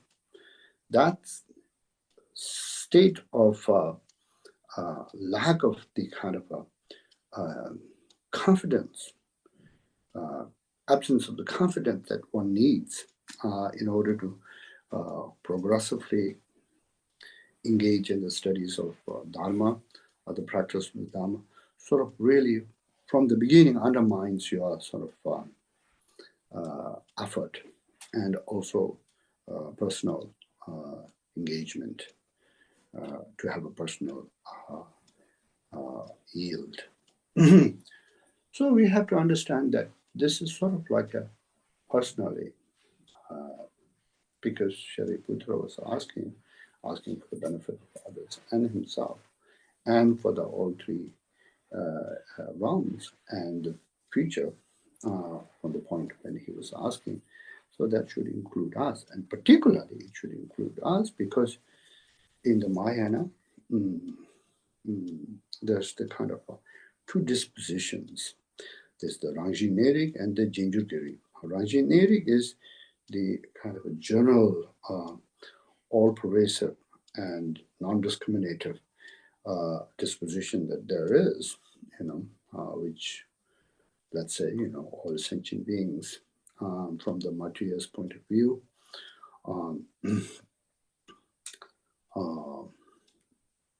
comes about this sort of innate drive for the bliss, and innate sort of like a longing for the freedom of pain.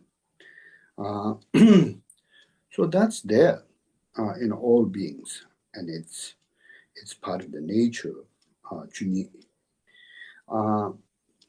If that's not there, the kind of a process of the path is never going to be possible, or will be very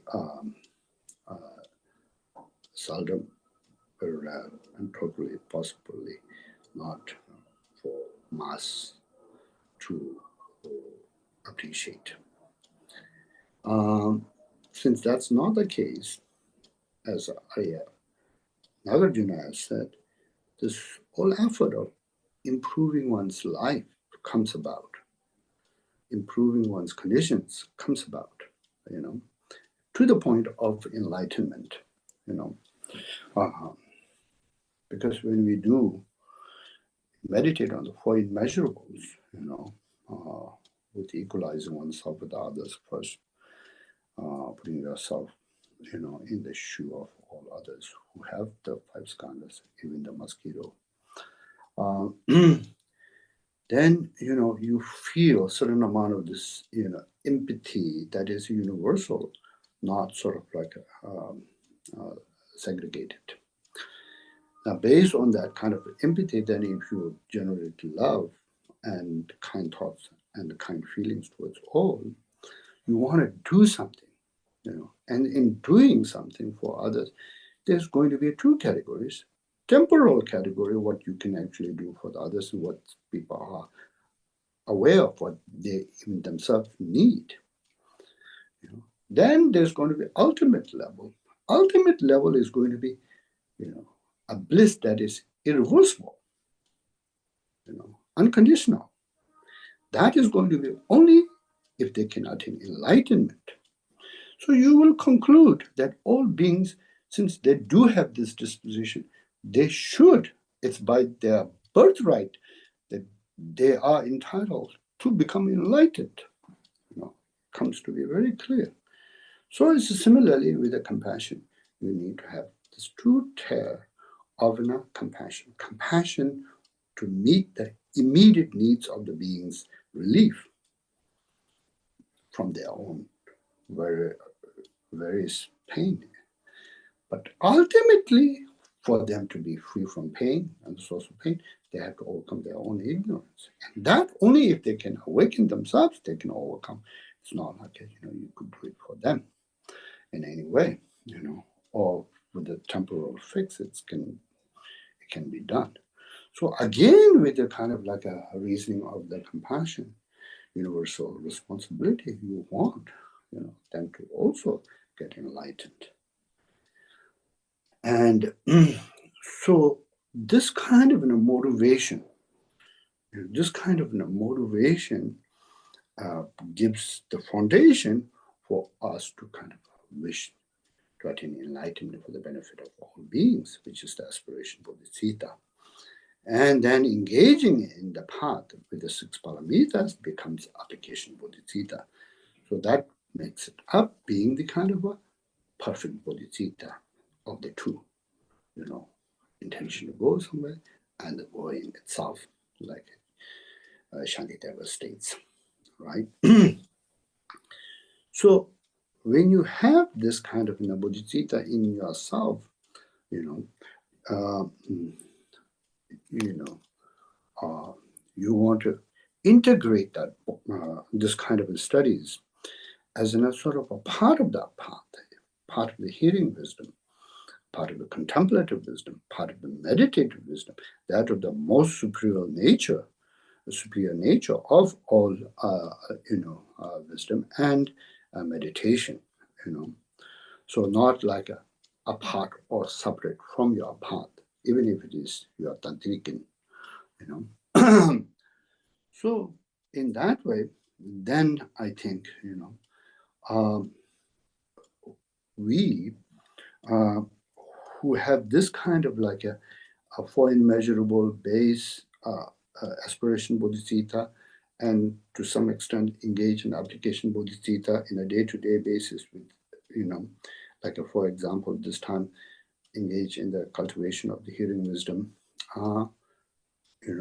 It's a sort of a what do you call, not just general disposition, even the rarer than the general disposition, it's the kind of a developmental disposition that is being awoken inside of us. Otherwise, we wouldn't have much of a business to do here, right? So, Shariputra asking, Avalokiteshvara, the Mahasattva, right? How individual in the future can study the Mother Prajna Paramita has to be for ourselves included in there. So with this, then you could make a personal connection to the text and also the reading and the reciting. So I feel that's very important to indicate. Go ahead. In this section, the phrase "form is empty" indicates the experience of emptiness attained by no longer identifying form as having an inherent nature. Since in terms of the experience, emptiness dawns as form, it states emptiness is form.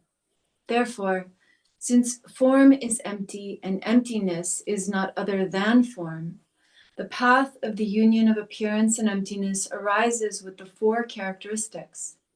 These are respectively established as the yogas without appearances, with appearances, and of the non-duality of appearance and emptiness. In this way, the nature of all phenomena is the Mother Prajna Paramita, indescribable, inconceivable. Oh, okay, leave it there. Now this first, Ru Tomba, Tomba Ni Ruso, Rule Tomba Ni Yemaino, Tomba Nilicha Zu Yemaino, the agent of Tsotan, Dugitan, Duzita, number Shivano, Tomba is the most important kind of introduction and comprehension of the whole of the to come rest of the ground path and the fruition, how we can see it as a sort of none other than the Mother Prajna Paramita's practice, or to be viewed with the Mother Prajna Paramita as an essence, and as well as also Mother Prajna Paramita manifested in mere appearance of ground path and fruition aspects. It's called Tongyi Jijur, Tongbani Mahashunya Tha in 4 applications. So first is, what I earlier stated, in the Tongbani there's the kind of a proximate emptiness, and then there's the definitive emptiness, or megak and tutal in Tibetan. This is referring to, seemingly it is referring to megak, but ultimately, since it's referring to the Mother Prajna Paramita, it cannot be referring to megak. It has to refer to the tutal number mitok yeshe, free of all elaboration, beyond mental construct, the self-illuminating jnana that comprehends it, right? So, form is, in essence, that, right? That meaning, tutal number mitopeshe, free of all elaboration, the Dharmata, which self-illuminates, But conditionally, in a dependent originated way, it manifests in the form. So, form and emptiness in that way. One is Nangcha, appearance side. One is Tongcha, the emptiness side. But they are not two separate things, like a string of white and black being spun together. However they look like a black and white string, you could unstring them and they become separate. Even a milk and or water, you could mix them together, but you could also separate them by machine, or supposedly in the old days, the geese know how to separate milk from the water. This is like a water upon water, right? So we have to understand form as an emptiness, emptiness manifested as a form, emptiness not form not separate from emptiness, emptiness not separate from form.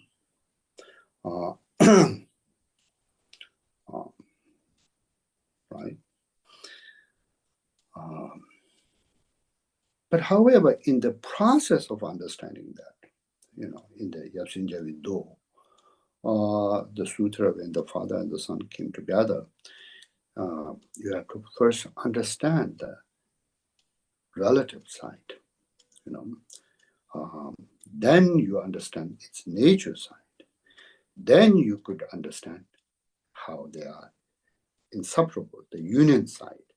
Then you could go beyond the mental construct and the rest in the equipoise, right? That's the process. You can, unless you are really kind of a very super intelligent, you could sort of like in the body, like awaken at once. It's very difficult, without going through those sort of process.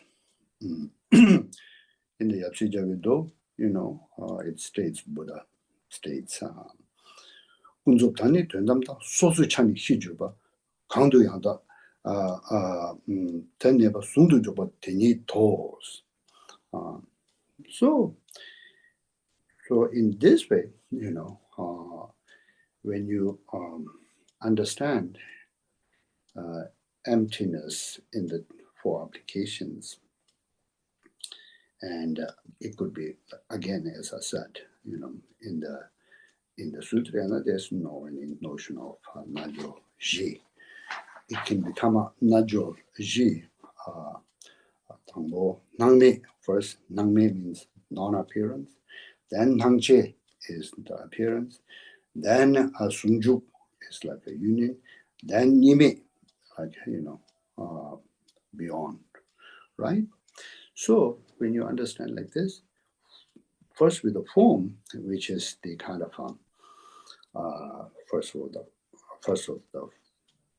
five skandhas, then you could understand in that similar way with the feeling, and then the conception, and then with the mental formations, and then with the consciousness, all five skandhas. And five skandhas, mostly as a Mipam Rinpoche states in the Torch of Certainty, comprehends all of the relative phenomena, all right, that is of the what we call compounded nature. But nonetheless, still, that's one way of categorizing what is the base, what is Ji. Then, similarly, then it goes into, the other Ji aspect, or ground aspects, Go ahead. Oh, then now from there, then it kind of goes more into, the detailed kind of explanation of the Mahashunyata. Though Mahashunyata is, just as we said, just as in the text we read, beyond mental construct, beyond words. But however, in the communication, you have to use some words. You have to create some Dönji, first some Dönji, then go beyond the Dönji mental picture, and then go beyond the mental picture altogether with a direct experience, Like, if a child asks, what is a moon? You have to sort of draw a white circle that illuminates, with a white color, and say, this is moon, and this is the picture of moon. Then later, as the child grows and is able to witness the real moon, you show the real moon with the finger pointing at the real moon, like that. So first the child has some kind of, what do you call, mental picture, and then while after then child can witness the real moon, and then the mental picture helps to identify the real moon in that way. So in the communication, in the teachings, however, the unborn nature, the letter R, essence of the letter R is sort of an unborn nature. Unborn nature is letter R, is beyond words, but the letter R still symbolizes the unborn nature as a skillful means. So in that way, we have to give some tsini. So there's 8 tsini, 8 characteristics of the Mahashunyata, which really, it's going to be pointing more close, Mahashunyata being more closely as an example, like a space itself. Buddha himself in the Sutra said, what is the Mahashunyata? You should examine the space itself. Space is the closest as a pay or example. So in the 8 characteristics, then what are the 8 characteristics of the emptiness is going to be? Now here, Jamyang Khyentse Wangpo, how he explains it, it's very close to, I would say, the Dzogchen view, in my view. So let's see. It's a very profound way of explaining, or you could say the great Madhyamika Zhendong tradition as well. Tena tongba ta me tongba la so be chun duen ji yu tam jilin de be tsini me ba. Teni ju da jin la ra ma le be ma chi ba. Jewa me be ngo de le jang rang zi jiang nang du rung we rang dang manga ba. De shi lu ji jin ba ni la lam den ji sa zi tima tam ji mi ne ba tima me ba. Tima teni jang ye ne me ba le Chaldu tobe saldu mebe timata chalwa meba tongba niji shilu teni yene lunji tubi sanje yin sili pangdo ji yunten jang rangzong tong tangwe na tiwa meba teta zuni neba tela lowurdu sanhen ji yunten yadu mebe se kangwa meba te teta ki jabchurdu lungri teba samji mijabashi yue jang There is some do Lomabata, Tobala, Sing Dombe, Sheba Havise, Kabzu, Mababi, Tola, Toa Chungos. Now the Tsini J 8 characteristics are going to be explained. The way he explains, if you listen very carefully, it's very, very, profound. In this way, the nature of all phenomena is the Mother Prajnaparamita, indescribable, inconceivable, and ineffable emptiness, beyond arising, ceasing, and abiding. If wisdom is cultivated by meditating on emptiness with attributes, however, one incurs the faults alluded to with the following words. Looking at emptiness in a mistaken way, those of lesser wisdom are ruined. And from the verses summarizing the perfection of wisdom, thinking these aggregates are empty, the bodhisattva engages with attributes and thus has no faith in the state of non-arising. Because emptiness transcends all objects described as empty, non-empty, and so forth, it is without characteristics, and it is unborn because it does not depend on causes and conditions. Even though it is non-arising in essence, its expression is unobstructed because its expressive power can appear in any way, shape, or form. It is without defilements because there are no stains to be eliminated through the truth of the path within the fundamental reality of things. And it is without freedom from defilements because within that which is primordially undefiled, there is nothing to be eliminated through transient conceptual thoughts. Since the fundamental reality of emptiness itself is the primordial, spontaneously accomplished state of awakening, the qualities of elimination and realization appear naturally. Therefore, it is without decrease. It is without increase because there are no newly developed qualities to be added to that which has existed in this way since the very beginning. Even though there are countless scriptural quotations and logical reasonings to support these points, since this is not the place for lengthy explanations, I have limited my comments to a few brief words so that the profound meaning may be easily grasped by those of lesser aptitude.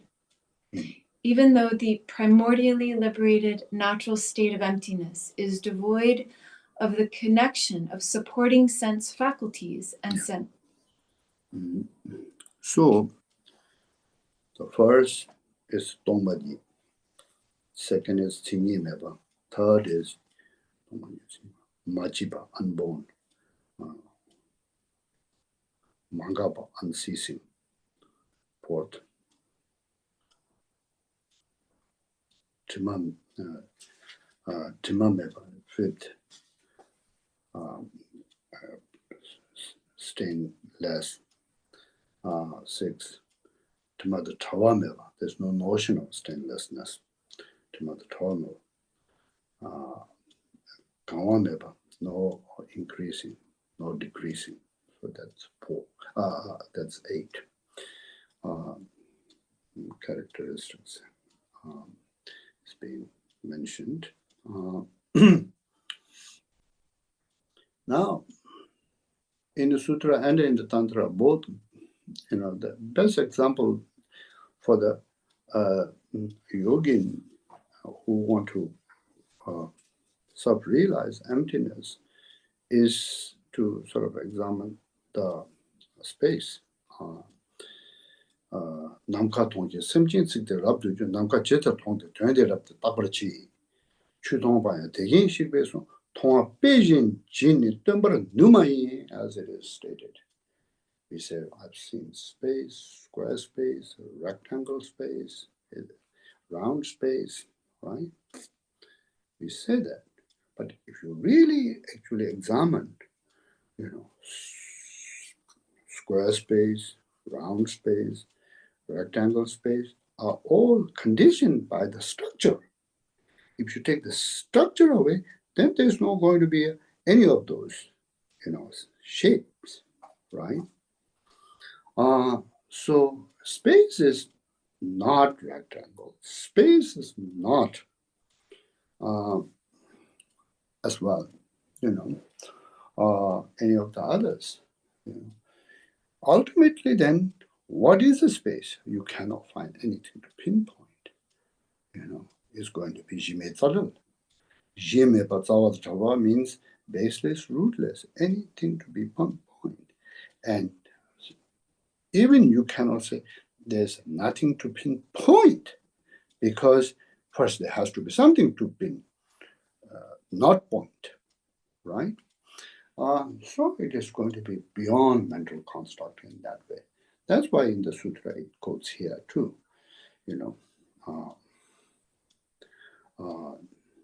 yueda mebandini mebi chu in the sanju simba condition yeparan jung yuejisana tsemala chu jiminela tema mejisana tsemala chu jiminela tema ins. If you say ultimate nature is being existent, you wouldn't be miles away. You would be miles away from the unborn nature. If you say it's a non-existent, in the ultimate level, you will be miles away as well. You would be miles away in the both case. So to go beyond the kind of a duality of object and subject and a perceiving with any kind of mental image of existing and non-existent, ultimately, it's not feasible and also not helpful. So you have to kind of go beyond. And how do you go beyond is the question. In the Sutra, of course, it is stated that you have to have a long-term shine, and then with this kind of analysis, with the langtong, and then a combination of the both with the jegom and jogum, then you get to the sort of awakened state. And now in the Mantrayana, it's something of a little different. And, with a great perfection, there's a sense of like, receiving, pointing out with a great master. And with a great master, with a great devotion, if it comes together, you could awake yourself like Naropa did with the Dilgo, not uttering a word with Dharma, with a kind of just one simple act. So that can also happen as well, but the essence is the same. So after having explained that, then he goes into, now let me go. Tongba ni ji shi lu teni yene Tedawe na tongba ni zune cholwe shiso wang yu tenda tembe rewa mebi tsul. Teang wangbo zhu tokba mebara sharwe nangje je namjo. Yuntang rangnang ke roba shi bintangwe je namjo. Namshi chodu ki zimba zawa ne chube zungju ke namjo de ridong ni je shi la mejang salnang lo wa sharwe so. Go ahead. Even though the primordially liberated natural state of emptiness is devoid of the connection of supporting sense faculties and sense objects on the one side, and that which is supported on the other side, when the experience of the six sense faculties occurs without conceptual thought, it is the yoga with appearances. The yoga without appearances is knowing the objects appearing to the mind to be the play of its own manifestation. And when the grasping of the six types of consciousness is completely cut off, it is the yoga of union. Even though these yogas do not truly exist within the natural state, that is, the union of awareness and emptiness, they arise due to the experience of the transient appearances of its expression. The essential nature of this reality. So, in the ground, we have to understand the true truths being union, the relative and the absolute truth. And in the path, we have to understand the wisdom and the skillful means, or the merit engaged in accumulations of the merit in the in and the post meditation has to be union. And in the ultimately, we have to have the Dharmakaya and the Rupakaya in union. And so it goes progressively in one to the next to the next, So in the Mantrayana, the Nanjur Shi, Nangche ke Nanjur, Nangme ke Nanjur, Sungju ke Nanjur, and Nimi ke Nanjur. The non-apparent samadhi, apparent samadhi, union samadhi, and then inseparable samadhi. Basically, it all comes down to sort of, from this instruction, leaving ground, path, fruition, all aspects, as in a, innate your enlightened awareness. Rikpa Changchupki Sem, as it is stated in Longchen Pa's text, like a Khyentse, it has to be understood as in a sort of Saltang Ropa Jen. Sal is sort of natural dynamic that the nature possesses because of the emptiness and luminosity being in union from the primordial onwards, has the ability Jian Mayin Pali, Jian Cherdurunga, you know, nature being not defined in any particular way, and transfixed in any way, all possibility can be, you know, unfolding from that, you know.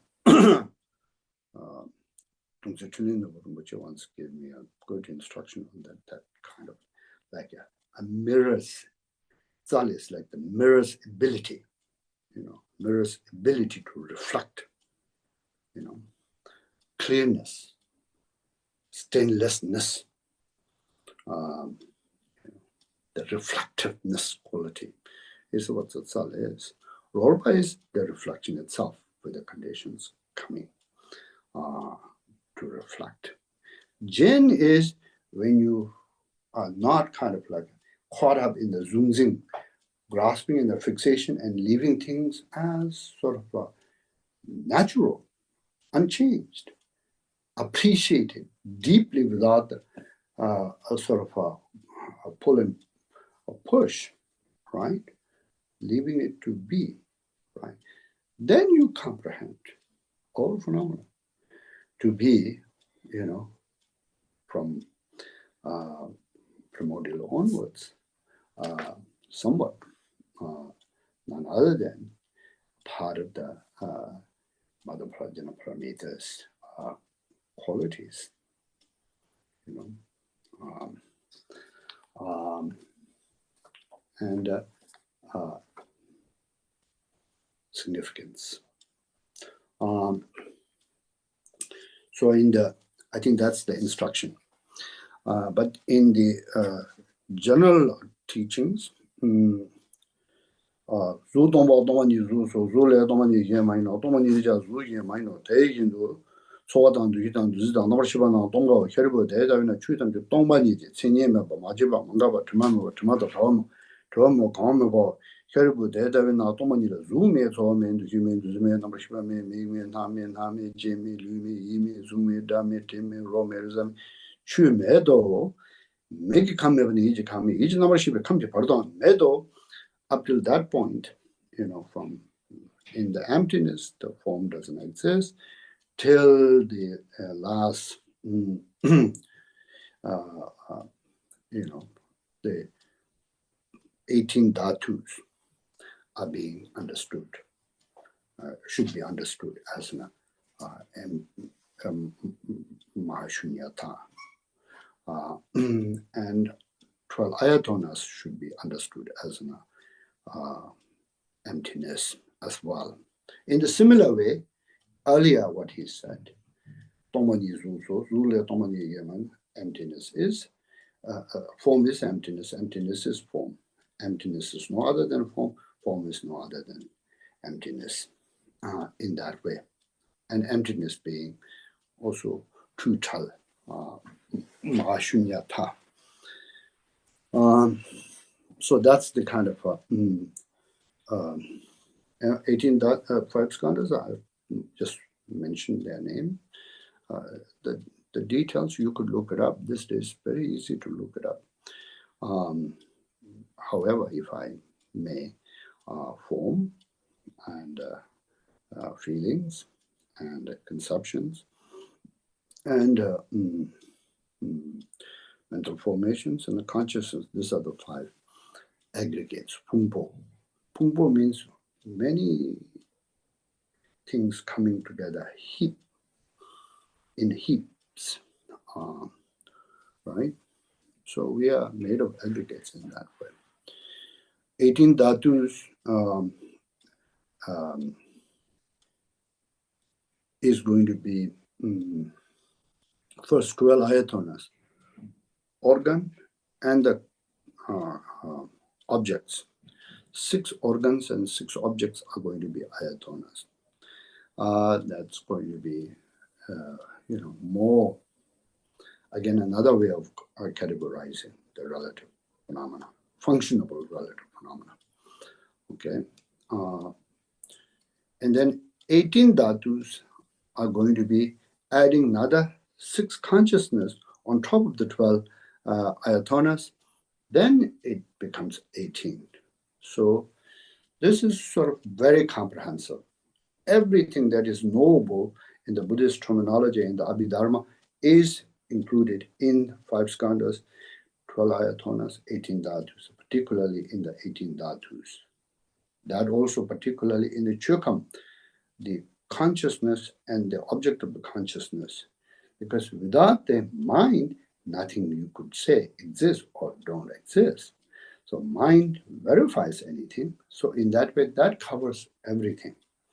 Ngupo and Ngumi both, existent and non-existent.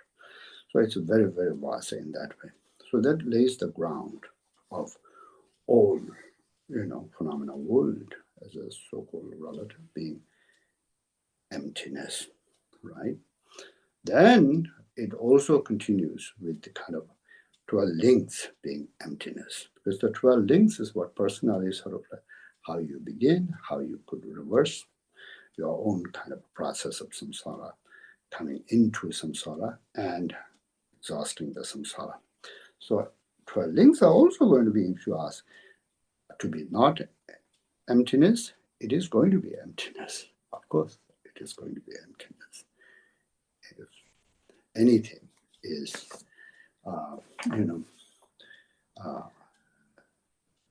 there or not there, both are going to be emptiness equally in the Mahashunyata, right? Go ahead. So let me see. I had to go a little more. Data when I don't want you to know, to wish you on you then that in being the one to Dela Wangpo to Toba me ba number Nangji Namjo Nanyo Nangi Roba Shiba Namjin Namji Zoru Genzima Zawane Josung Juke Namjo de Ridon Ji Shiji Ridon Ji Shila Mijazana Lowa Shibra Sao de Dawa Yujimo de Linji Mari Bedi Hinduzi Le Mi Ma Le Duzi Le Bi Les avale namshije zal shane nami puri se de mingda zula zon te ni kange zona jeje joge zon te wangbo yuji namba tang rekin te tu sowa namba sumya ke seba je sibe korwi le sebe le u lemba tang jeba tang ga shi nam junga ten de le lung jong de korwi rangin sun jeme jaba ni Namzang Babi Yinlaki Do de Tele Dibimu Tuda to Tong Ve Marika Yumi to Dan Ziki Savani. Namshia Rangdong Do Son Minda Zuzu Mazun Jinchi Go Gek Lu Yuluang La Maripa Ne Rimpara de Eldan Je Besima Namje Do de Tongwa Nido Da Be Do Korvi Jukun Jonge Nimonda Te De Wudunga Sanjimicha. And they, that'll be twos. Yeah, go ahead. The essential nature of this reality is obscured by innate ignorance, and formative factors accumulate the ensuing karma. Based on this, consciousness meticulously discerns the appearances emerging from its expressive power and apprehends name and form. How are they apprehended? By means of the 6 sense bases. At this point, the sense faculties come into contact with their respective objects, due to which the 3 types of sensation are experienced. Then craving arises, and as a result of having performed deeds that cause one to cycle in existence, there is the appropriating of a body, birth, and aging and death. This passage describes dependent arising in forward order. So then, 12 links starts with the ignorant Marikpa. Marikpa is, categorized into Lenjiji Marikpa is just passively you're not being able to penetrate the deep mental fog that prevents you to see the nature as it is, right? Then Kuntaki Marikpa. Kuntaki Marikpa is a random label Marikpa, as Tulku Urgyen Rinpoche has translated this, I heard. However, that's kind of an active you first like see something out there, then you think it's there and it's out there, and you're here, so somewhat apart from you and out there, separate from you, and then you are here and you are perceiving, you are the perceiver, and you are not that. So, that becomes sort of like a you, I, so to speak. And that's how the phenomenal world and the self sort of becomes separated and kind of perceived as an alien to one another, with a sort of its own very innate nature. So it's a kind of a confusion, active confusion, engage with the mental process or thoughts as defining what's you, what's not you, what's other, what's other, not you, yourself. So from there, then, what appears to us as a sort of something of an attractive, yidungwa or dukpa, something of an quality that can enhance yourself, then you sort of want to embrace. So then from there, the chakpa comes, right? The grasping or the passion comes to embrace. And then yidu miungwa means something that is not attractive. Midukpa, something that is sort of like instead of quality that sort of could enhance you, you perceive things that would hurt you, then you reject, right? You reject, and the aggression comes. But both of the two process, the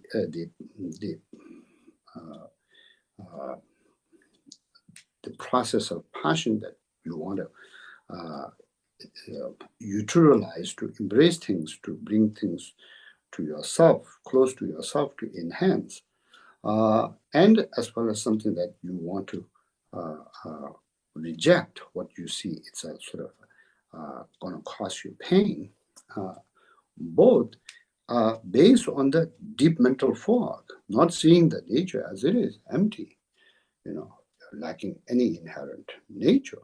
You are assuming a nature there. So Marikpa in that way produces Nduje. Nduje means mental formation. Mental formation then allows you to kind of engage in action, from mental level to the speech to the physical, and then of course there's the 10 aspects of that too, and according to the extreme, medium, and small, or according to the kind of what it's being engaged by, with the passion, aggression, and ignorant, then the kind of realms sowing a seed.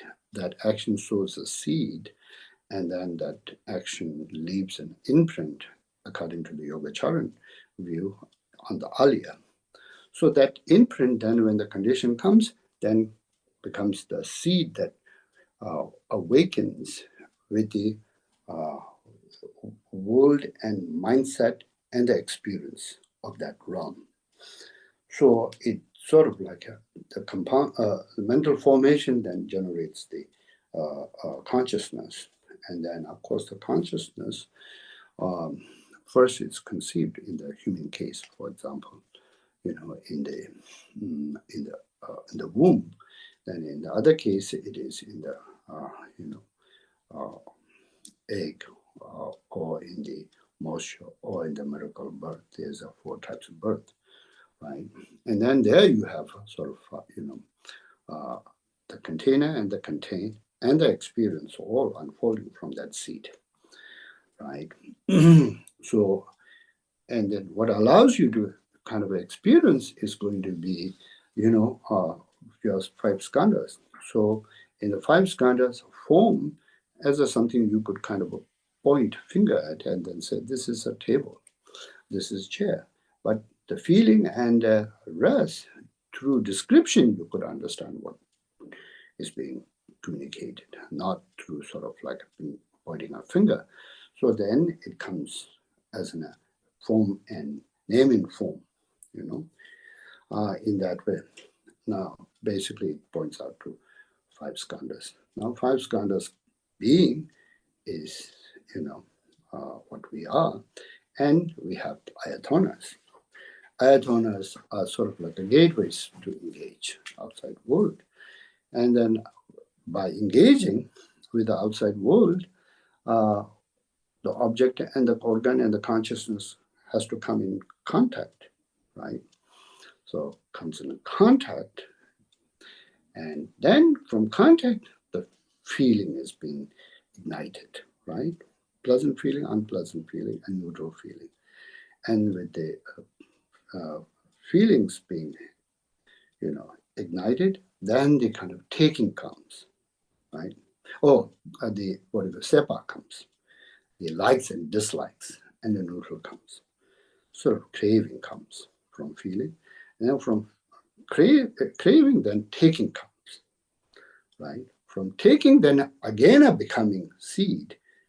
Karma is being, generated, and seed is being generated and leaves a print. Then from there, the birth comes. Becoming comes, and then from becoming, birth comes, and then birth, old age, and sickness and death comes. Sometimes from the birth goes directly to death, so there's no old age and sickness. Sometimes, all the way 4 rivers you cross and come to the death. So this 12 nadana takes 2 lifetimes, sort of short ways to explain, or in an extended explanation, 3 lifetimes, And in between, from a seed, once you sow a seed, for the fruit to appear, there can be a kalpa in between, a long time, In the emptiness, there's no time, as the Chandrakirti states it.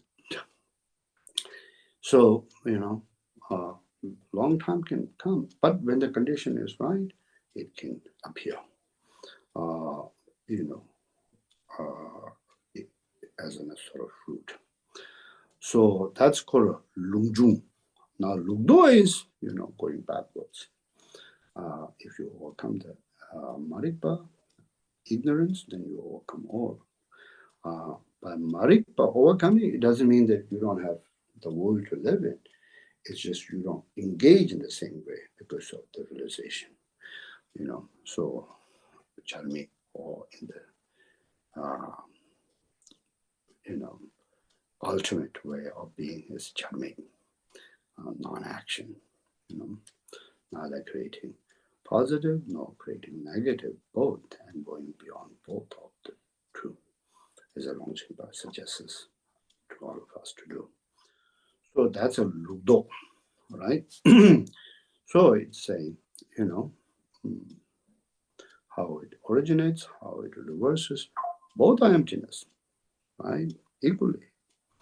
Not only that, the 4 Arya's path is emptiness.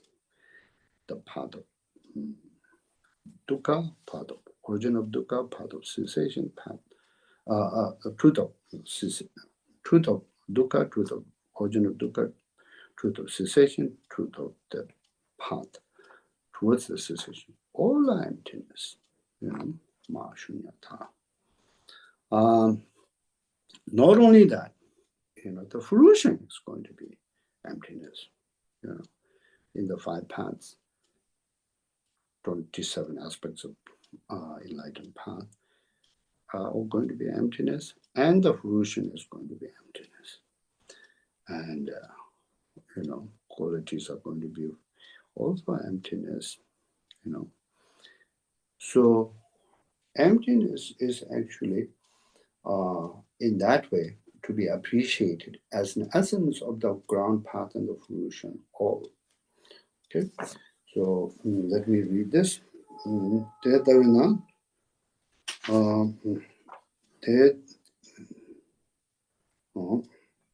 Kobe rangi samje mi jaga pa ni namgang pa be yinla ke doa te teya rik pi ngo tu ja tu tong we ma rik pa yumi tu da du ze zawa ni shi nam shi rang tong du song ming tang zu su ma zong jing je je go nge lu wang la ma rik pa riba de dang je be sima nam jang do de tong wa ni do tu Kobe dunga kunjong ki ni mo wa da te yin u dunga samje mi jaga da nyang de je ju tong we lam 대인 대우 시비엔 고바 탐제 장미 바데 제드라 동기 중에 남주 숨지 나라덴바 따르 리버라 사오지 인주만에 다벨론도 리베이 히 숨주게 덴베 진베 이게 남주라 샤르도 메베스 이히 메데다오 densa모 용도 두고다다벨 네루 상제 주지고 동화래 Yendewa taratu du to du me be to ba me wen jan yin chu bu de so so yang da be de be rang za lo ku dan yi xi ji jun zhu lun jie zhe ba la zang xin de nu be se ma do ba yan me de pa ba lu lu ji gang xi gang me du ma yang me rang da yin la pen ba pun zu 전부 유주바 음미 니미 무보 많이 남가진도로 냠도 바라다 위에라지 우바메 잔음 좀 해봐 예예 메냠 냠바 차바 좀 해봐 소소 랑게 레자 자원지 주고 대라 다니 산다로 시순바시노. The unfathomable nature of cyclic existence is counteracted through the process of purification comprised by the limbs of the path of the noble ones. By seeing the essence of awareness as free of elaborations, ignorance is purified into objectlessness, formative factors are completely destroyed, consciousness subsides into its own emptiness, name and form are not apprehended, the doors of the sense bases are closed, and there is no contact between objects and sense faculties. From that point onward, the subsequent links are also counteracted and purified into emptiness. Due to this purification, there is no cause of samsara, that is, no mental afflictions that are the origin of suffering, no resultant unfathomable suffering, no path to attain the continuum of nirvana, and no cessation, the resultant peace. The way these are all empty should be understood in accordance with the three yogas explained above. Since the pristine wisdom of awareness merges inseparably. Okay. So we can leave it there today. And so we have covered the ground of the path. Then tomorrow we'll get into the fruition and then the mantra section and the conclusion. Thank you all very much for being here, and it's my great privilege to be able to engage in this way, very meaningful to myself. As it is said, anything has to come with auspicious conditions, and this auspicious conditions coming together, I really truly appreciate and want to express my kind of gratitude for this moment. Okay. Thank you so much, Rinpoche, on behalf of everybody, the audience, and all of Khyentse Vision Project. Thank you so much. Really appreciate these profound teachings, and very much look forward to tomorrow. Thank you for your generosity. Thank you.